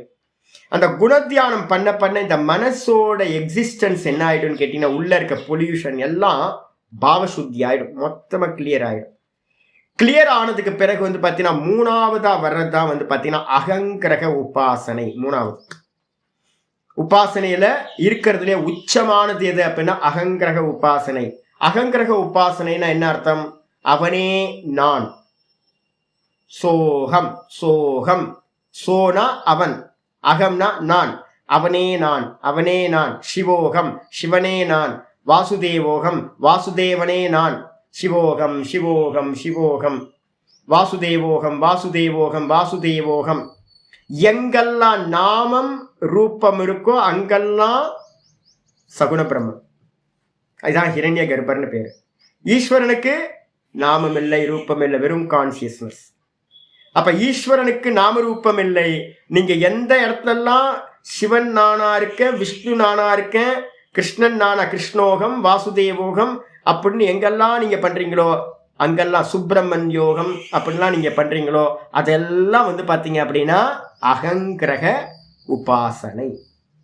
இந்த அகங்கிரக உபாசனை இங்கேயே பண்ணி பண்ணி பண்ணி என்ன ஆயிடும்னு கேட்டீங்கன்னா, யத்பாவம் தத்பவதி, யதாபாவம் ததாபவதி. எந்த விதமா பாவனை இருக்கோ, எதை எந்த விதமா பாவிக்கிறீங்களோ அவன் அதுவாகவே ஆகின்றான்.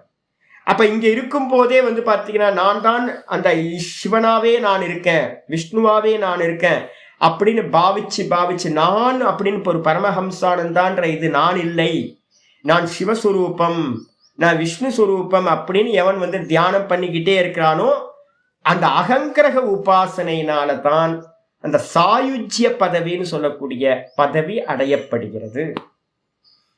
என்னோடு இரும் அப்படின்னு வந்து சிவபெருமான் என்ன பண்ணிப்பார், உள்ள இழுத்துப்பார். என்னோடு இரும், என்ன வார்த்தை இல்லை, என்னோடு இரும். என்ன அருமையான வார்த்தை, கேட்கறதுக்கே ஆனந்தமா இருக்கு.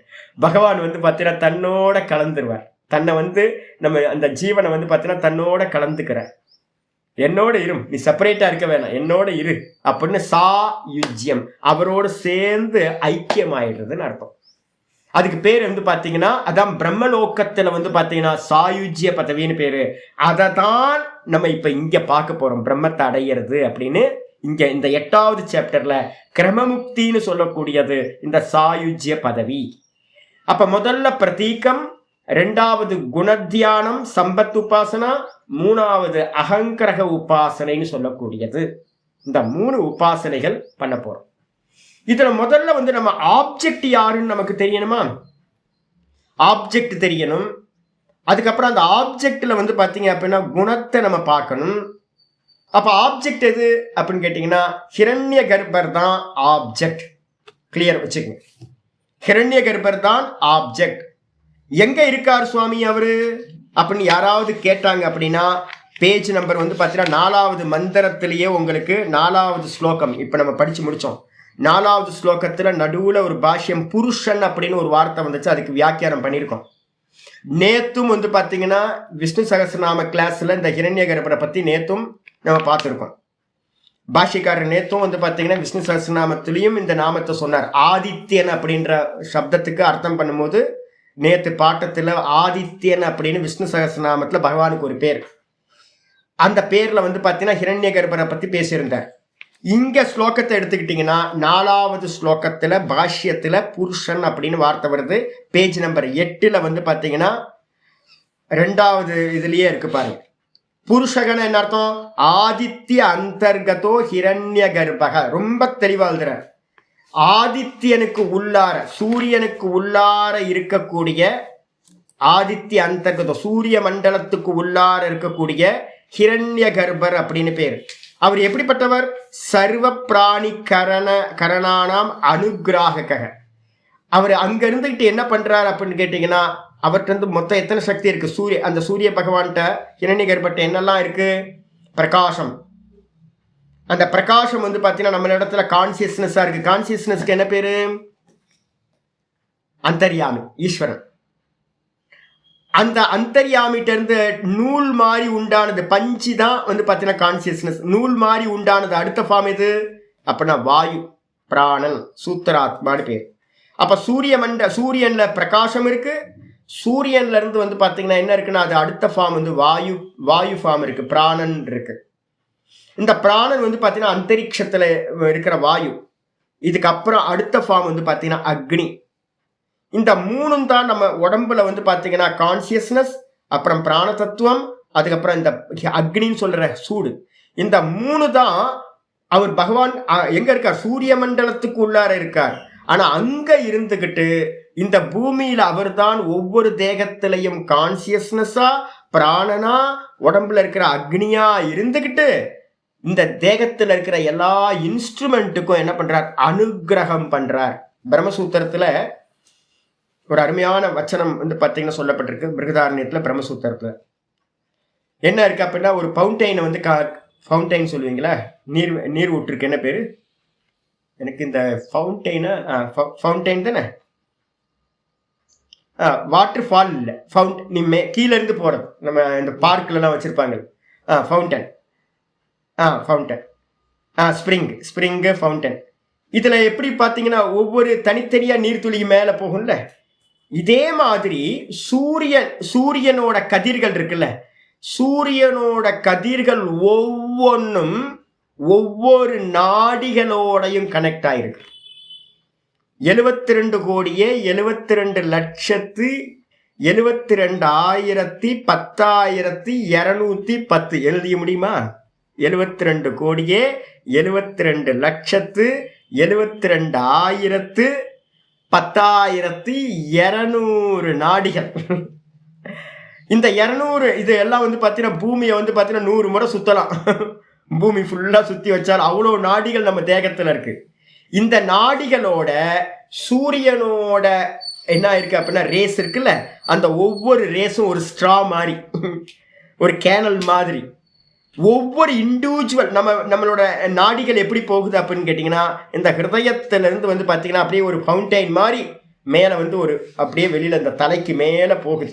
தலைக்கு மேலே 8 அங்குலம் சொல்லுவோம். இதுக்கு மேலே போனோன்னு ஒரு கல்பனை பண்ணிங்க, உங்கள் தேகத்திலேருந்து ஒரு ஃபவுண்டைன் வந்து பார்த்தீங்கன்னா மேலே அப்படியே நீர் ஊற்று வந்து மேலே அப்படியே போகுது நாடிகளா. மேலே இருக்கிற சூரியனோட கதிர்கள் வந்து பார்த்தீங்கன்னா இந்த நாடிகளோட கனெக்ட் ஆகிட்டு உங்களுக்கு தேவையான இந்த அனுகிரகம்னா என்ன அர்த்தம்? கர்ம பலன். ஜீவர்களுடைய ஒவ்வொரு கர்ம பலனுக்கு ஏற்ற மாதிரி அந்த நாடிகள்ல வந்து பார்த்தீங்கன்னா வாத பித்த கபம்னு சொல்லக்கூடிய நாடிகள் இருக்கு. இந்த வாத பித்த கபத்தை வந்து பார்த்தீங்கன்னா வேற எதுவும் இல்லை சுவாமி, சூடு தான் சாமி. சூடு கம்மியாகிறது, சூடு அதிகமாகிறது. இதை வச்சுக்கிட்டு என்ன பண்றது? வாத பித்த கபத்து மூலமா சத்வ ரஜஸ் தமஸ்ன்ற 3 குணங்கள் மூலமா அங்க மேல இருக்கிறவர் இந்த ஒவ்வொரு பாடியோட ஒவ்வொரு நாடியோடையும் கனெக்ட் பண்ணி நம்மளுடைய கர்ம பலன்களை வந்து பார்த்தீங்கன்னா சுகத்தையும் துக்கத்தையும் அவர் என்ன பண்றார்? கொடுக்கின்றார். அப்போ வந்து பார்த்தீங்கன்னா நம்மளுடைய கான்சியஸ்னஸ், நம்மளுடைய பிராணசக்தி, நம்மளுடைய பாடியோட ஹீட்டு, இந்த 3த்தையும் வந்து பார்த்தீங்கன்னா சூரிய பகவானுக்குள்ளார இருக்கிற அந்த ஹிரண்ய கர்ப்பர் கண்ட்ரோல் பண்றார். எவ்ரி பீயிங், இந்த லோகத்துல எதெல்லாம் இருக்கும், ஒரு சின்ன ஒரு பீயிங் இருந்தாலும் அதையும் அவர் கண்ட்ரோல் பண்ணிக்கிட்டு இருக்கார். அவருக்கு பேர் தான் வந்து பார்த்தீங்க அப்படின்னா சர்வ பிராணி கரணானாம் அனுகிராகக. இந்த லோகத்தில் இருக்கிற எல்லா பிராணிகளையும் அவர் தான் வந்து நம்ம தேகத்தில் இருக்கிற எல்லாத்தையும் அனுகிரகம் பண்றவரா இருக்கார். ஆயிடுச்சா? அப்ப ஈஸ்வரன் தான் அந்த ஹிரண்ய கர்ப்பருக்கு அந்தர்யாமியாவே இருக்கார். பஞ்சு எங்க இருக்குன்னு கேட்டா நூலுக்குள்ளார எங்க பஞ்சு இருக்கு? நூலுக்குள்ளார பஞ்சு இருக்கு. நூலு தான் பஞ்சா இருக்கு, பஞ்சு தான் நூலா இருக்கு. ஈஸ்வரன் பஞ்சு, நூலுன்றது ஹிரண்ய கர்ப்பர். அப்ப நூலுக்குள்ளார ஈஸ்வரன் தான் இருக்கார். அப்ப நம்ம என்ன பண்ணணும்னா, வேதாந்தம் வந்து பாத்தீங்கன்னா ஈஷாவாசி உபனிஷத் சொல்லுது, இந்த காரண பிரம்மம்னு ஈஸ்வரனை தனியா உபாசனை பண்ணாத, சூன்யம் அப்படின்னு பகவான சூன்யம் நாமரூபம் இல்லை அப்படின்னு அவரை உபாசனை பண்ணாத. ஏன் பண்ணுனா இத பிரகிருதி லயத்தை அடைஞ்சிருவ. அதுக்கடுத்து அந்த சிவனை விட்டுட்டு இந்த சூத்திராத்மான்னு சொல்ற விஷ்ணுவை மட்டும் தனியா உபாசனை பண்ணாத. ஏன் அப்படின்னு கேட்டீங்கன்னா, அவர்னால என்ன கிடைக்கும் அப்படின்னு கேட்டீங்கன்னா, இந்த லோக்க ரூபமா அவர் தான் இருக்கார். அவரை உபாசனை பண்ணா எல்லா ஐஸ்வர்யங்களும் கிடைக்கும். அந்தம் தம பிரவிசந்தி ஏ சம்பூதி உபாசதே. எவர்கள் வந்து பார்த்தீங்கன்னா வெளிப்படாத தத்துவத்தை உபாசிக்கிறார்களோ, அவர்கள் அந்தம் தம பிரவிசந்தி, இருட்டுல போய் நுழையிறாங்க. இருட்டுனா என்ன அர்த்தம்? பிரகிருதி லயம். அதே நேரத்துல யாரு சம்பூத்தின்னு சொல்லக்கூடிய காரிய பிரம்மத்தை மட்டும் உபாசிக்கிறார்களோ, விஷ்ணுவை மட்டும் உபாசிக்கிறார்களோ, ஹிரண்யகர்பரை மட்டும் உபாசிக்கிறார்களோ, அவங்க என்ன ஆகுறாங்கன்னு கேட்டீங்கன்னா, நாமரூபத்தை மட்டும் உபாசிக்கிறவர்கள் திரும்ப திரும்ப இந்த ஜெகத்துல இருக்கிற ஐஸ்வர்யங்கள் எல்லாத்தையும் அடைகிறார்கள். அப்ப அதனால என்ன பண்ணக்கூடாது அப்படின்னா, இந்த இந்த நாமரூபம் இருக்கிறத மட்டும் உபாசனி, இது நாமரூபம், இது விஷ்ணு அப்படின்னு ஒவ்வொன்றுத்தையும் நாமரூபம், இது சிவன், இது விஷ்ணு, இது முருகர் அப்படின்னு நாமரூபத்தை மட்டும் உபாசிச்சிங்கன்னா ஐஸ்வர்யம் கிடைக்கும். திரும்ப திரும்ப இந்த சம்சாரத்துக்குள்ளாரியே இருக்கணும். இல்ல எதுவுமே இல்லை, ஈஸ்வரன் நாமமும் இல்லை ரூபமும் இல்லை, அவர் ஒண்ணும் இல்லாதவன் பண்ணீங்கன்னா பிரகிருதி லயம். அப்ப ரெண்டுத்தையும் தனித்தனியா பண்ணக்கூடாது. அப்ப என்ன பண்ணணும்? ஈஸ்வர உபாசனை அப்படின்னா, யாரு சுத்த பிரம்மமோ அவர்தான் மாயையோடு சேர்ந்த ஈஸ்வரன். அவர்தான் வெளிப்படும் போது, வியக்தமாகும் போது ஹிரண்ய கர்ப்பர். அவர்தான் பாத்தீங்கன்னா இன்னும் டைல்யூஷன் ஆகும் போது இந்த ஜெகத்துன்னு சொல்லக்கூடிய விராட்டு. அப்படின்னு ஒரு பூரணமா ஒரு அண்டர்ஸ்டாண்டிங் பண்ணிக்கிட்டு அப்ப பண்ணுனீங்க அப்படின்னா, காரிய பிரம்மத்தையும் காரண பிரம்மத்தையும் ஒன்றிணைச்சு பண்ணணும். பஞ்சுதான் நூலாச்சு, நூலுக்குள்ளார பஞ்சு இருக்கு. நான் எந்த நாமரூபங்களை பார்க்கிறனோ அது எல்லாம் ஹிரண்ய கர்ப்பர். அந்த ஹிரண்ய கர்ப்பருக்குள்ளார அந்த சிவபெருமான் அந்தர்யாமியா சிவனா மங்களமா இருக்கார். அப்படி பண்ணினீங்கன்னா அதுதான் பூரண உபாசனை. அதுக்காக தான் பார்த்தீங்க அப்படின்னா, இங்கே நம்ம விஷ்ணு சஹஸ்ரநாமம் எல்லாம் பார்த்தீங்கன்னா மூணு பேர்த்தையும், பிரம்மா விஷ்ணு மகேஸ்வரன் எல்லாத்தையும் சொல்லும். இன்னும் போக போக 1000 நாமத்தில் பார்த்தீங்கன்னா விஷ்ணு சஹஸ்ரநாமம் இப்போதான் ஒரு 40-50 வந்திருக்கும். 1000 நாமங்கள் முடியும் போது பார்த்தீங்கன்னா எல்லா தேவதைகளையும் பார்த்தீங்கன்னா அந்த விஷ்ணு பகவானோட பேரில் கொண்டு வந்துடும் விஷ்ணு சஹஸ்ரநாமத்தில். அதே மாதிரி ருத்ரத்தை எடுத்துக்கிட்டீங்க அப்படின்னா எல்லாத்தையும் கொண்டு வந்துடும். அப்போ அம்பாள் எடுத்துக்கிட்டு சப்தசதியை, துர்கா சப்தசதியை எடுத்து படிச்சிங்க அப்படின்னா எல்லா ரூபங்களும் அம்பாளில் கொண்டு வந்துடும். அப்போ ஹிரண்ய கர்ப்பர்ன்றது பார்த்தீங்கன்னா என்னன்னு கேட்டீங்கன்னா சர்வ தேவதைகளுடைய சொரூபம். அவருக்குள்ளார யார் இருக்கா? ஈஸ்வரன் இருக்கார். ஈஸ்வரனையும் ஹிரண்ய கர்ப்பரையும் வேற வேற பிரிக்கக்கூடாது. இதை புரிஞ்சுக்கிட்டு நம்ம என்ன பண்ணணும்? ஈஸ்வர உபாசனையை பண்ணணும். இதுதான் பார்த்தீங்கன்னா இந்த ஸ்லோகம் ஆரம்பிக்குது. என்னன்னு கேட்டீங்கன்னா ஒவ்வொன்றா சொல்லுது. கவிம் புராணம். அந்த பரமாத்மா எப்படிப்பட்டவர் அப்படின்னு கேட்டீங்கன்னா, கவிம் அப்படின்னா என்ன அர்த்தம்? கவிம்ன்றதுக்கு அர்த்தம் சர்வஜ்ஞன் அர்த்தம். கிராந்ததர்சி, கடந்து போனதையும் இப்ப இனி வரக்கூடியதையும் சர்வத்தையும் அறிந்தவருக்கு பேரு கவின்னு பேரு. அந்த கவியை, கவினா என்ன அர்த்தம்? கிராந்ததர்சின்னு பேரு. சர்வத்தையும் அறிந்தவர், சர்வஜ்ஞர்னு பேரு. அந்த சர்வஜ்ஞரை புராணம், புராணம்னா என்ன அர்த்தம்? அவர் பார்த்தீங்கன்னா ரொம்ப பழசு. புராபி நவயேவ, ரொம்ப பழசு, ஆனா எப்பவுமே எவர் ஃப்ரெஷ். அப்படிப்பட்டது எது அப்படின்னா கான்சியஸ்னஸ் உள்ள இருக்குல்ல, இந்த பிராணன். பிராணன் பார்த்தீங்கன்னா எப்பவுமே புதுசுதான், எவர் ஃப்ரெஷ். ஆனா ரொம்ப பழசு. எப்ப பிராணன் உண்டாச்சுன்னு தெரியல, எப்ப கான்சியஸ்னஸ் உண்டாச்சுன்னு தெரியல. அந்த கான்சியஸ்னஸ் உணர்வும் அந்த உயிரா இருக்கிற அந்த இதுவும் பார்த்தீங்கன்னா பிராணனும் சேர்ந்து இருக்கிற தத்துவம் பார்த்தீங்கன்னா ரொம்ப புராணம். புராணம்னா புராபி நவயேவ, ரொம்ப பழசு ஆனா எவர் ஃப்ரெஷ்ஷா இருக்கிறது, எப்பவுமே புதுசா இருக்கிறது புராணம். அப்படிப்பட்டவரை அனுசாசிதாரம், அனுசாசிதாரம் அனுசாசனம் பண்றவரை பிஷாஸ்மாத் வாதப்பவதே மந்திரம் பிருகதாரண்யத்துல இருக்கு. இந்த பரமாத்மாவோட பயத்தினால 2 பேர் இருக்காங்க. பிராணன் போச்சுன்னா உயிர் போயிடும், கான்சியஸ்னஸ் போச்சுன்னா முடிஞ்சு போச்சு. இந்த ரெண்டும் பார்த்தீங்கன்னா இந்த 2 பேரோட பயத்தினால் இந்த சூரியன் சந்திரன் எல்லாம் பயந்து காரியம் பண்ணிட்டு இருக்காங்க. இந்த ஜலம் பார்த்தீங்கன்னா மலைக்கு மேல இருந்து கரெக்டா சமுத்திரத்தை நோக்கி ஓடுதான் ஆறா. இந்த காத்து பார்த்தீங்கன்னா பயந்து வீசிக்கிட்டு இருக்கான்.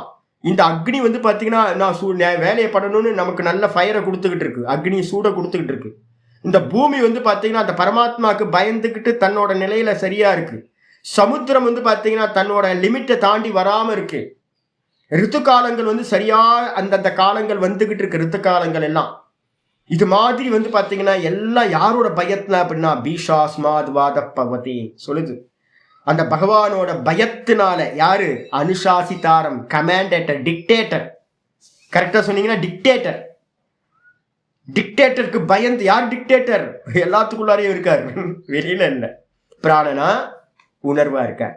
அப்படிப்பட்ட அந்த அனுசாசிதாரம் சூரிய மண்டலத்துக்குள்ளார இருக்க அந்த ஹிரண்ய கர்ப்பரோட கண்ட்ரோல்ல எல்லா ஜீவராசிகள் எப்ப வேணாலும், வியாச பாஷ்யத்துல சொல்றாரு, வியாச பாஷ்யத்துல யோக சூத்திரத்துல சொல்றாரு, அவரோட கையில என்ன இருக்குன்னா குடுமி இருக்குல்ல, இந்த குடுமியை பிடிச்சிக்கிட்டு நிக்கிறாரா அவர், பிடரின்னு சொல்லுவோம். இந்த பின்பக்கம் குடுமி இருக்குல்ல, இதை பிடிச்சிட்டு அவங்களால மூவ் பண்ண முடியுமா? நீச்சல் அடிக்கிறவங்களுக்கு வந்து பாத்தீங்கன்னா ஒரு கம்பேண்ட் இருக்கு, எங்களுக்கு சொல்லி கொடுக்கும் போதே, எவனாவது தண்ணியில மாட்டிக்கிட்டானா டம்முன்னு போய் அவன்கிட்ட போய் மாட்டிக்காத, அவன் ஒன்னையும் சேர்த்து கொண்டு போயிடுவான். அப்ப என்ன பண்ணுவாங்க தெரியுங்களா, டெக்னிக்கா என்ன பண்ணுவாங்கன்னா, உள்ள குதிக்கும் போது ரொம்ப கேர்ஃபுல்லா அந்த தண்ணியில மாட்டிக்கிட்டவனோட முடியை தான் போய் பிடிப்போம். தலைமுடி பின்னாடி இருக்கிற முடி, அந்த பின்னாடி இருக்கிற முடியை பிடிச்சிட்டீங்கன்னா கண்ட்ரோல் போச்சு. பூனைக்குட்டி பார்த்துருக்கீங்கல்ல, பூனைக்குட்டியை நம்ம தூக்கும் போது எப்படி தூக்குவோம்? பின்பக்கம் இருந்து தூக்குவோம்ல. அது என்னதான் வயலண்டான இதா இருந்தாலும் அந்த பூனை அதோட தலையில இருக்க முடியை பிடிச்சி இப்படி தூக்கிட்டீங்க அப்படின்னா நிற்கும், ஒன்றும் பண்ண முடியாது ஆக்ஷனு. இது மாதிரி பரமாத்மா நம்மளுடைய பிடரிய பிடிச்சுக்கிட்டு நிக்கிறாராம். பரமாத்மா எப்போ சாமி, எப்பவும் பிறந்ததுல இருந்து சாகிற வரைக்கும் நம்மளோட குடுமையை பிடிச்சிக்கிட்டு இருக்காராம். நம்மளால எந்த கை காலெல்லாம் அவர் ஒன்றும் பண்ண முடியாது, விட்டாதான் ஏதாவது பண்ண முடியும். எப்ப வேணாலும் அவர் என்ன பண்ணுவாரு, டக்குன்னு ஒரு இழுத்தாருன்னா முடிஞ்சு போச்சு, போச்சு, மரணம் தான். அதனால இதே மாதிரி யாருக்கு, சூரியனோட, சந்திரனோட, நட்சத்திரங்களோட, இந்த பூமியோட, இந்த லோகத்துல இருக்கிற எல்லா தேவதைகளோட குடுமியும் அவர் கையில இருக்கான். அதனால அவருக்கு என்ன பேர், அனுசாசிதாரம்.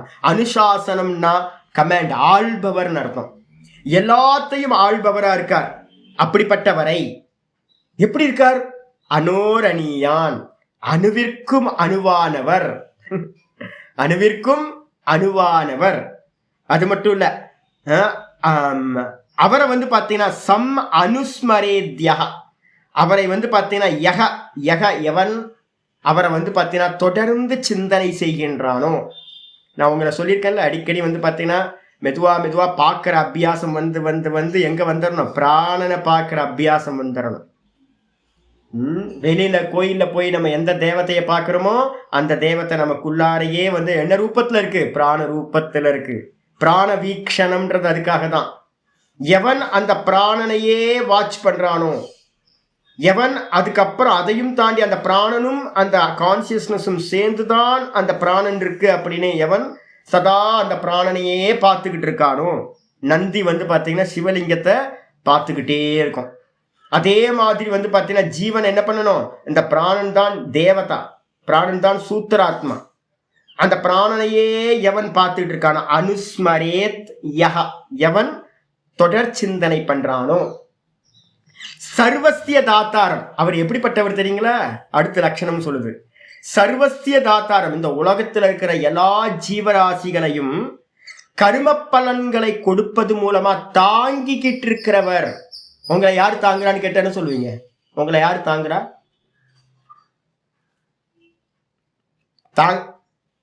தாங்கிறதுனா என்ன அர்த்தம் தெரியுங்களா உங்களுக்கு? எது இருந்தா நீங்க இருப்பீங்க அதான் தாங்குது. சுவாசம் தானே, பிராணன் தானே தாங்கிக்கிட்டு இருக்கு. பிராணன் இல்லைன்னா போச்சு, அவ்வளவுதான். ஒருத்தர் இப்ப நிமிர்ந்து பேசிக்கிட்டு இருக்கேன், நல்லா ஸ்டிஃபா இருந்து நல்லா பேசிக்கிட்டு இருக்கேன், பிராணன் போச்சுன்னா படுத்துருவோம், அவ்வளவுதான். பிராணன் போச்சு அப்படின்னா 3 நாள்ல அவ்வளவுதான், மண்ணோட மண்ணா போக வேண்டியதுதான், டீகம்போஸ் ஆயிடும். ஸ்மெல் வர ஆரம்பிச்சிருங்க, ஒரே நாள்ல தாங்க முடியாது உங்களால. எப்போ எடுக்கிறீங்க எப்போ எடுக்கிறீங்க எப்போ எடுக்கிறீங்கன்னு கேட்க ஆரம்பிச்சிருவாங்க மற்றவங்க எல்லாம். எவ்வளவு நேரம் பணத்தை வீட்டில் வச்சிருக்கிறது? அப்ப இது எந்திரிச்சு எப்போ ஏன் நடக்குது, போகுது வருது, விவகாரம் எல்லாம் பண்ணுது, உள்ள பிராணன் இருக்கிறதுனால, கான்சியஸ்னஸ் இருக்கிறதுனால. அப்ப அந்த கான்சியஸ்னஸ் நம்மளை தாங்குது, இந்த பிராணன் வந்து பாத்தீங்கன்னா நம்மளை தாங்குது. அந்த தாங்கிறது வந்து பாத்தீங்கன்னா எப்படி தாங்குது அப்படின்னு கேட்டீங்கன்னா, கர்ம பலன்களை கொடுப்பது மூலமா, நமக்கு தேவையானது, இந்த பாடிக்கு தேவையானது எல்லாத்தையும் கொடுக்கறது மூலமா. எல்லா ஜீவராசிக்கும் கரெக்டா ஒரு பூலை வந்து பாத்தீங்க அப்படின்னா ஒரு தேனை வச்சு, அந்த தேனை எடுக்கிறதுக்கு ஒரு சிட்டுக்குருவி வந்து பாத்தீங்கன்னா கரெக்டா வந்து பாத்தீங்கன்னா குடிச்சுக்கிட்டு இருக்கு. ஆச்சரியமா இருக்கு. பகவான் வந்து எப்படி அதோட அந்த குருவிக்கு ஒரு ஃபுட்டை வந்து அந்த பூக்குள்ளார வச்சு அது கரெக்டா வந்து எடுத்துக்கிட்டு இருக்கு. நைட்டு 9 மணிக்கு வந்து ஒரு குரங்கு அன்டைம்ல வந்து பார்த்தீங்கன்னா 2 பழத்தை வாங்கிட்டு போகுது. நான் சொன்னேன், இது எதுக்கு 9 மணிக்கே வந்துச்சு இந்த குரங்கு? அதோட கர்மா அதோட கனெக்ட் ஆகிருக்கு. 2 பழத்தை வந்து பார்த்தீங்கன்னா பகவான் வந்து என் மூலமாக கொடுத்து நைட்டு 9 மணி அது பசியோடு இருக்குது, சண்டை போட்டு எல்லாத்துக்கூடையும் சண்டை போட்டு தனிச்சு இருக்கு. நீ இப்போ சுவாமியோட ஃபுட்டு அங்கே ரெடியாக இருக்குது, உனக்கு போனீங்கன்னா நெய்வேத்தியம் பண்ணிட்டு 2 பழத்தை வச்சிருக்காரு, போய் வாங்கிக்கோ அப்படின்னு. என்ன பிளான்ங்க இது? என்ன பிளான் இது?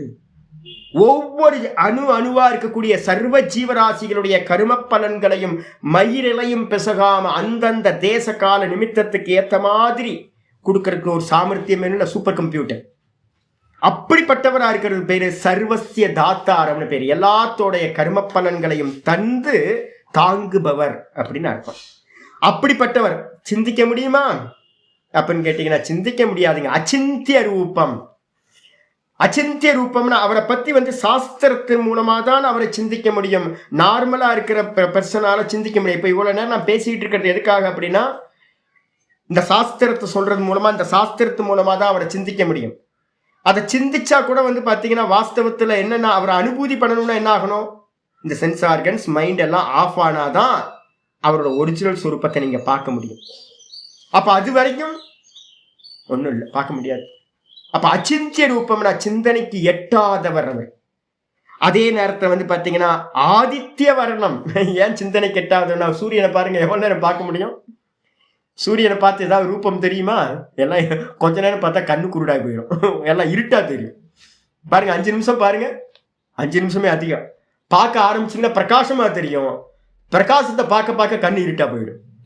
இப்போ அவரை வந்து பார்த்தீங்கன்னா பார்க்க முடியாது. அப்போ அவர் எப்படிப்பட்டவர்னா பியூர் கான்சியஸ்னஸ். அவரோட ரூபம் என்னப்பா அப்படின்னா சத்தியம், ஞானம், அனந்தம், பிரம்ம. அவரோட ஃபார்ம் என்னப்பா அப்படின்னா வெறும் அவேர்னஸ். அதான் ஆதித்ய வர்ணம்னு பேர். பொன்னொலி போன்றவன், கோல்டு கலர்ல வந்து பார்த்தீங்கன்னா மினுக்கிறான் அப்படியே. அப்படிப்பட்ட ஆதித்ய வர்ணம் அவர் எப்படி இருக்கார் அப்படின்னா தமசப்பரஸ்தாத். தமசப்பரஸ்தாத் அப்படின்னா அஜானத்துக்கு பரமா மேலாக இருப்பவர். அக்ஷராத்து பரத்தப்பரகான்னு மந்திரம் சொல்லுது. அவர் வந்து பார்த்தீங்கன்னா மாயா சக்தியை தாண்டிலும் அதை கடந்தவராக இருப்பவர் அப்படின்னு வந்து பார்த்தீங்கன்னா மந்திரம் சொல்லுது. அவரை தான் நம்ம என்ன பண்றோம்? ஹிரண்ய கர்ப்பர், ஈஸ்வரன். அப்ப நம்ம இங்கெல்லாம் ஈஸ்வரன்ற சப்தம் எங்க பயன்படுத்துதுன்னா ஹிரண்ய கர்ப்பர் தான் சொல்லிட்டு இருக்கோம். நாமரூபத்தோட எதெல்லாம் நம்ம கும்பிடுறோமோ அதெல்லாம் ஹிரண்ய கர்ப்பர் கூப்பிடுறோம். அவரோட சுரூப்பம் வந்து பார்த்தீங்கன்னா இந்த 9வது ஸ்லோகத்தை சொல்லியாச்சு. இதை வந்து நம்ம நாளைக்கு மீதியை பார்க்கலாம். ஓம் பூர்ணமதః பூர்ணமிதம் பூர்ணாத் பூர்ணமுதச்யதே பூர்ணஸ்ய பூர்ணமாதாய பூர்ணமேவாவசிஷ்யதே. ஓம் சாந்தி சாந்தி சாந்தி. ஹரி ஓம் ஸ்ரீ குருப்யோ நமः. ஹரி ஓம். ஓம் கீதா சாஸ்திரமிதம் புண்ணியம் யப் படேத் பிரயத்தः புமான் விஷ்ணோ பதமவாப்னோதி பயசோகாதிவர்ஜிதः. கீதாத்யயனசீலஸ்ய பிராணாயாம பரஸ்ய ச நைவ சந்தேஹி பாபானி பூர்வஜன்ம கிருதானி ச மல நிர்மோச்சனம் பும்சாம் ஜலஸ்நானம் தினே தினே. சக்ருத் கீதாம்பசி ஸ்நானம் சம்சாரமல நாசனம். கீதா சுகீதா கர்த்தவ்யா கிமன்யை சாஸ்திர விஸ்தரைஹி. யா ஸ்வயம் பத்மநாபஸ்ய முகபத்மாத் வினிஸ்ருதா. பாரதாமிருத சர்வஸ்வம் விஷ்ணோ வக்த்ராத் வினிஸ்ருதம். கீதா கங்கோதகம் பீத்வா புனர்ஜன்ம ந வித்யதே. சர்வோபனிஷதோ காவக துக்தா கோபாலநந்தனः. பார்த்தோ வத்ச சுதீர்போக்தா துக்தம் கீதாமிருதம் மகத். ஏகம் சாஸ்திரம் தேவகீ புத்திர கீதம். ஏகோ தேவோ தேவகீ புத்திர ஏவ. ஏகோ மந்திரஸ்தஸ்ய நாமானி யானி கர்மாப்யேகம் தஸ்ய தேவஸ்ய சேவா. இது ஸ்ரீமத் பகவத்கீதா மாஹாத்மியம் சம்பூர்ணம். ஓம் ஸ்ரீ கிருஷ்ணாய பரமாத்மனே நமः. ஸ்ரீ கிருஷ்ண கிருஷ்ண கிருஷ்ண. காயேன வாச்சா மனசேந்திரியைர்வா புத்தியாத்மனா வா பிரகிருதிர் ஸ்வபாவாத் கரோமி யத்யத் சகலம் பரஸ்மை நாராயணாயேதி சமர்ப்பயாமி. ஓம் தத்சத். இது பரபிரம்மார்ப்பணமஸ்து. நாராயண நாராயண நாராயண. நமஸ்காரம் நமஸ்காரம் நமஸ்காரம். எது உங்க உங்க உங்க பிராணனை சிந்தனை பண்ணி பாருங்க. உங்க பிராணனை சுவாசம் இருக்குல்ல, அது என்ன டிஃபைன் பண்ணி பார்த்துடலாம் அப்படின்னு சிந்தனை பண்ணி பாருங்க. உங்க கான்சியஸ்னஸ், நான்ற கான்சியஸ்னஸை சிந்தனை பண்ணி பாருங்க. ரெண்டுமே பண்ண முடியாது. பிராணனை என்ன எதுவுமே இல்லை. ஏன் அப்படின்னா பிராணனுக்கு பேர் அவ்யக்தம்னு பேர். பிராணன் வந்து தேசகால வஸ்து சூன்யம். இந்த பிராணசக்தி வந்து பார்த்தீங்கன்னா ஈஸ்வர தத்துவம். அது அதனால அதுல வந்து பாத்தீங்க அப்படின்னா தேசம் இல்லை, பிராணனுக்கு தேசம் இல்லை, பிராணனுக்கு காலம் இல்லை, பிராணனுக்கு வந்து வஸ்து இல்லை. அதனால பேதம் இல்லாதது வந்து பாத்தீங்கன்னா தேச கால வஸ்துனால பகுக்கப்படாதது, லிமிட் பண்ணப்படாதது இந்த பிராண தத்துவமும் கான்சியஸ்னஸும். அதனால தான் அச்சிந்திய ரூபம், அதை சிந்தனையே பண்ண முடியாது அப்படி சொல்லிட்டு.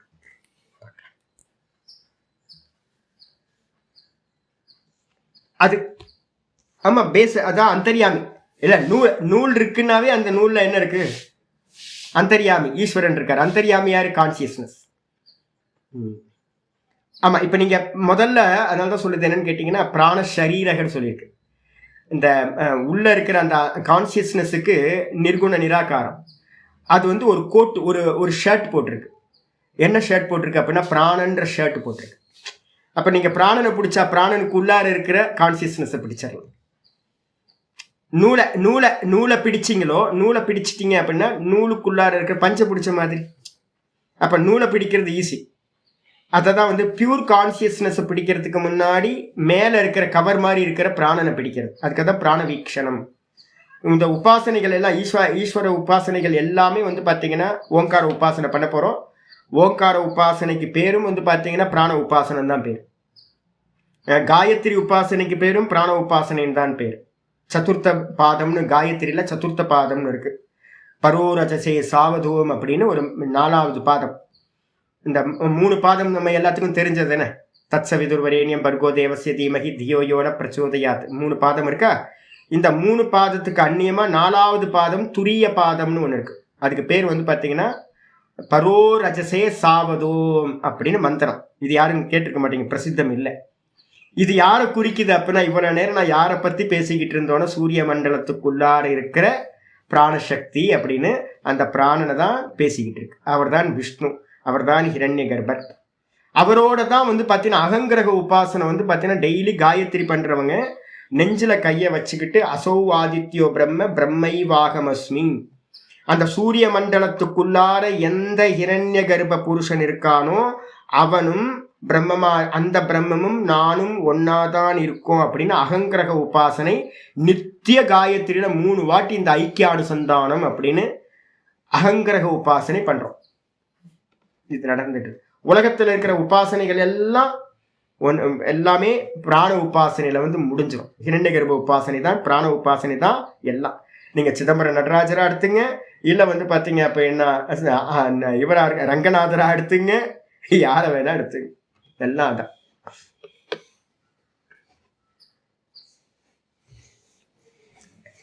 நான்ல வந்து பாத்தீங்க அப்படின்னா எல்லாத்தையும் நேர்த்தி பண்றது மட்டும்தான் உபாசனை. நிர்குண உபாசனையில என்னன்னு கேட்டீங்கன்னா நானுக்கு அந்நியமா இருக்கிறதெல்லாம் நீக்கிட்டு நானா நிக்கதான் முடியும் மொழிய நானை அறிய முடியாது. நானா இருக்கலாம் மொழிய நானை தியானிக்க முடியாது. நான் ஆப்ஜெக்ட் இல்லை. நீங்க நானை தியானிச்சீங்கன்னா நீங்க யாருன்னு கேள்வி கேட்பேன்னா நானு. நீங்க ஒன்னு தியானம் பண்றீங்கன்னா நீங்க யாரு? அப்போ தியானம் பண்ற நீங்க யாரு?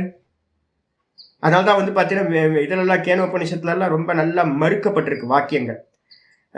என்னன்னு கேட்டீங்கன்னா கேனோபனிஷத்துல ரொம்ப அருமையான மந்திரம் இருக்கு. என்னன்னு கேட்டீங்கன்னா அந்நியதேவ தத் விதித்தா அவிதித்தாததி. எது வந்து பாத்தீங்கன்னா நீங்க இது அப்படின்னு எதை சொல்றீங்களோ அது பிரம்மம் இல்லை, ஆத்மா இல்லை. நீங்க வந்து பாத்தீங்கன்னா அது அறியப்பட்டதற்கு வேறானது, அறியப்பட்டதற்கு வேறானது. நீங்க எதையெல்லாம் ஆப்ஜெக்ட் பண்றீங்களோ அதுக்கு எல்லாத்துக்கும் ஆப்போசிட் தான், அறிய முடியாததா இருக்கிறது தான் ஆத்மா. அப்ப நீங்க ஏதாவது மெடிடேட் பண்ணணும் அப்படின்னா ஆப்ஜெக்ட் தானே பண்ண முடியும். அப்ப வந்து அது இல்லை.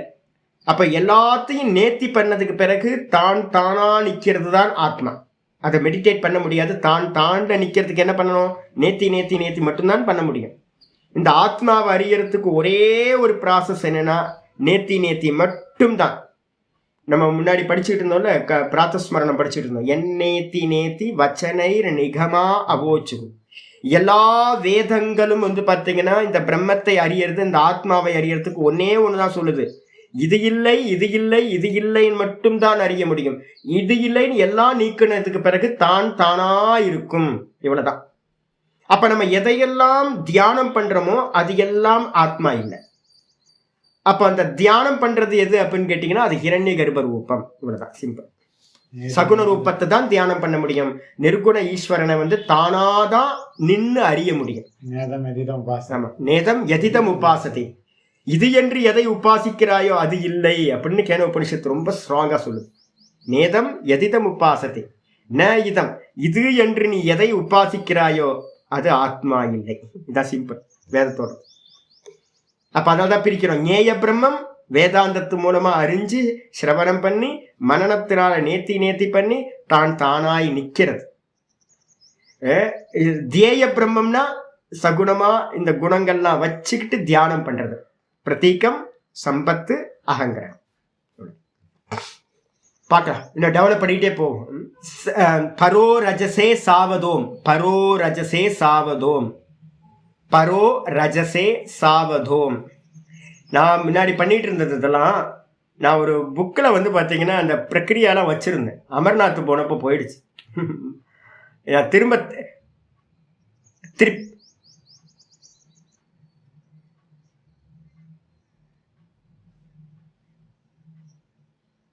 இல்லை விட்ருங்க. கர்மகாண்டிகள் பேசுறதெல்லாம் என்கிட்ட கொண்டே வராதிங்க. இந்த கர்மகாண்டிகள்லாம் வந்து பார்த்தீங்கன்னா 4 வாயில போட்டு தூரமாக பாருங்க. வேதாந்திகள் சொல்றதை கேளுங்க. இவங்க கர்மகாண்டிகள்லாம் 80 வயசுல வந்து சாவதம் பண்ணி, அப்போ 80 வயசுல எல்லாம் குச்சியை பிடிச்சிட்டு நிற்கிற வயசுல வந்து பண்றது. இந்த கர்மகாண்டிகள் பக்கத்திலே போகாதீங்க. ஏன்னு கேட்டீங்கன்னா அவங்கள்ட்ட பக்தி இல்லை. அவங்களுக்கு வந்து சொர்க்கம் மட்டும்தான் போறது. சொர்க்கத்துக்கு மேலே போறதுக்கு, பிரம்மலோகம் போறதுக்குலாம் அவங்களோட சிலபஸ்லயே பாடம் இல்லை. பக்தியும் இல்லை, ஞானமும் இல்லை. கர்மகாண்டிகளோட லிமிட்டேஷன் சொர்க்கம் வரைக்கும் போறது. அதனால துரிய காயத்ரிய சொன்னா ஒத்த பண மரமா பிறந்துருவோன்னு சொல்லுவாங்க. கர்மகாண்டிகள்கிட்ட சொன்னீங்கன்னா துரியத்தை பண்ணீங்கன்னா ஒத்த பண மரமா பிறந்துருவீங்க. பிரணவத்தை சொல்லவே கூடாது. அப்ப இங்க பகவத்கீதையில வந்து அர்ஜுனனுக்கு சொல்றாரு, தஸ்மாத் சர்வேஷு காலேஷு மா மனுஸ்மர யுத்தியச்ச. அவனுக்கு தான் சொல்றாரு என்னன்னு, யுத்தம் பண்ணிட்டு இருக்கும் போதே ஓங்காரத்தை சொல்லு. அதுக்கப்புறம் சொல்றாரு என்னன்னு கேட்டா, ஓம் இத்யேகாக்ஷரம் பிரம்ம வியாகரன் மா மனுஸ்மரன். இந்த ஓங்காரத்தையே சொல்லிக்கிட்டே என்னையே நினைச்சுக்கிட்டு. யாருக்கு சொல்றா? அர்ஜுனனுக்கு. உத்தவருக்கு வந்து பார்த்தீங்கன்னா பாகவதத்தில் சொல்றாரு. அப்போ வந்து பார்த்தீங்கன்னா கர்மகாண்டிகள்கிட்ட போய் கேட்டீங்க அப்படின்னா, வேதம் படித்தவங்கள்ட்ட ஐயோயோ பிரணவத்தை சொல்லவே கூடாது. அப்போ யாருக்காக சொல்லியிருக்கு கீதையில? அதுக்கப்புறம் துரிய காயத்ரி சொல்லவே கூடாது. செத்து போனவனா சொல்ல முடியும்? 90 வயசுல 90 வயசுல எங்க வரப்போகுது? ஆமா, அவங்களோட கர்மகாண்டிகளோட பூர்வ மீமாம்சர்களோட லட்சியம் எது அப்படின்னு கேட்டீங்கன்னா கர்மம் வந்து பார்த்தீங்கன்னா உபாசனைன்றது இல்லவே இல்லை. அங்கே சிலபஸ்லேயே இல்லை. கேட்டு பாருங்க, யாராவது கண்ணன்சி கேட்டு பாருங்க. பண்டிதர்கள்லாம் இப்போ உங்க பக்கத்துல எல்லாம் இருப்பாங்கல்ல நிறைய. உங்க சிலபஸ்ல வந்து சொர்க்கத்தை தாண்டி போறதுக்கு ஏதாவது இருக்காப்பான்னு கேளுங்க. ஒரே ஒரு இது அஸ்வமேத யாகம்ன்ற ஒரு கர்மத்தினால பிரம்மலோகத்தோட சாலோக்கியத்தை அடையலாம்.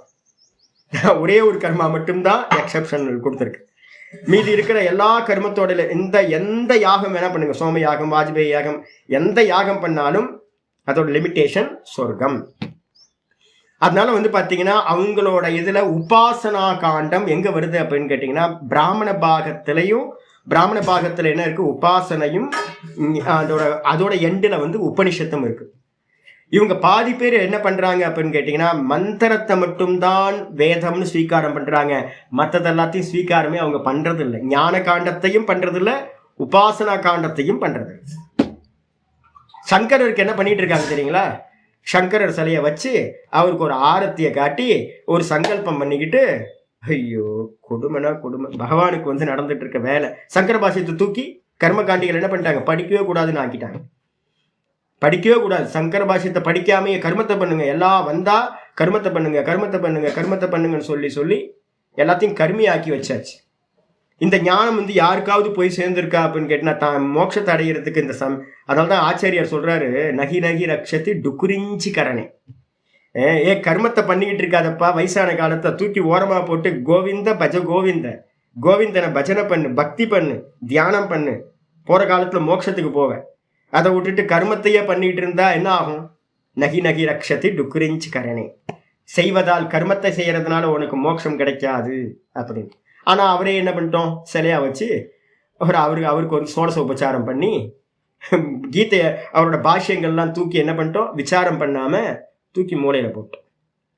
ஆச்சு போச்சு.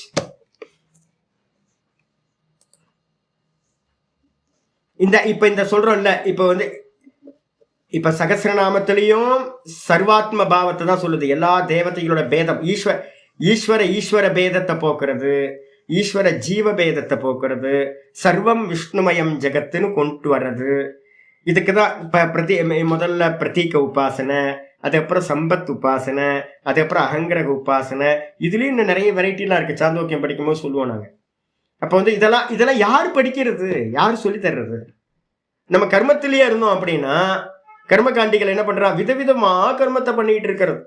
நம்ம வந்து பாத்தீங்கன்னா பார்த்து ஆச்சரியப்பட்டுட்டு நல்லா போயிட்டே இருக்க வேண்டியதுதான். பார்ப்போம்.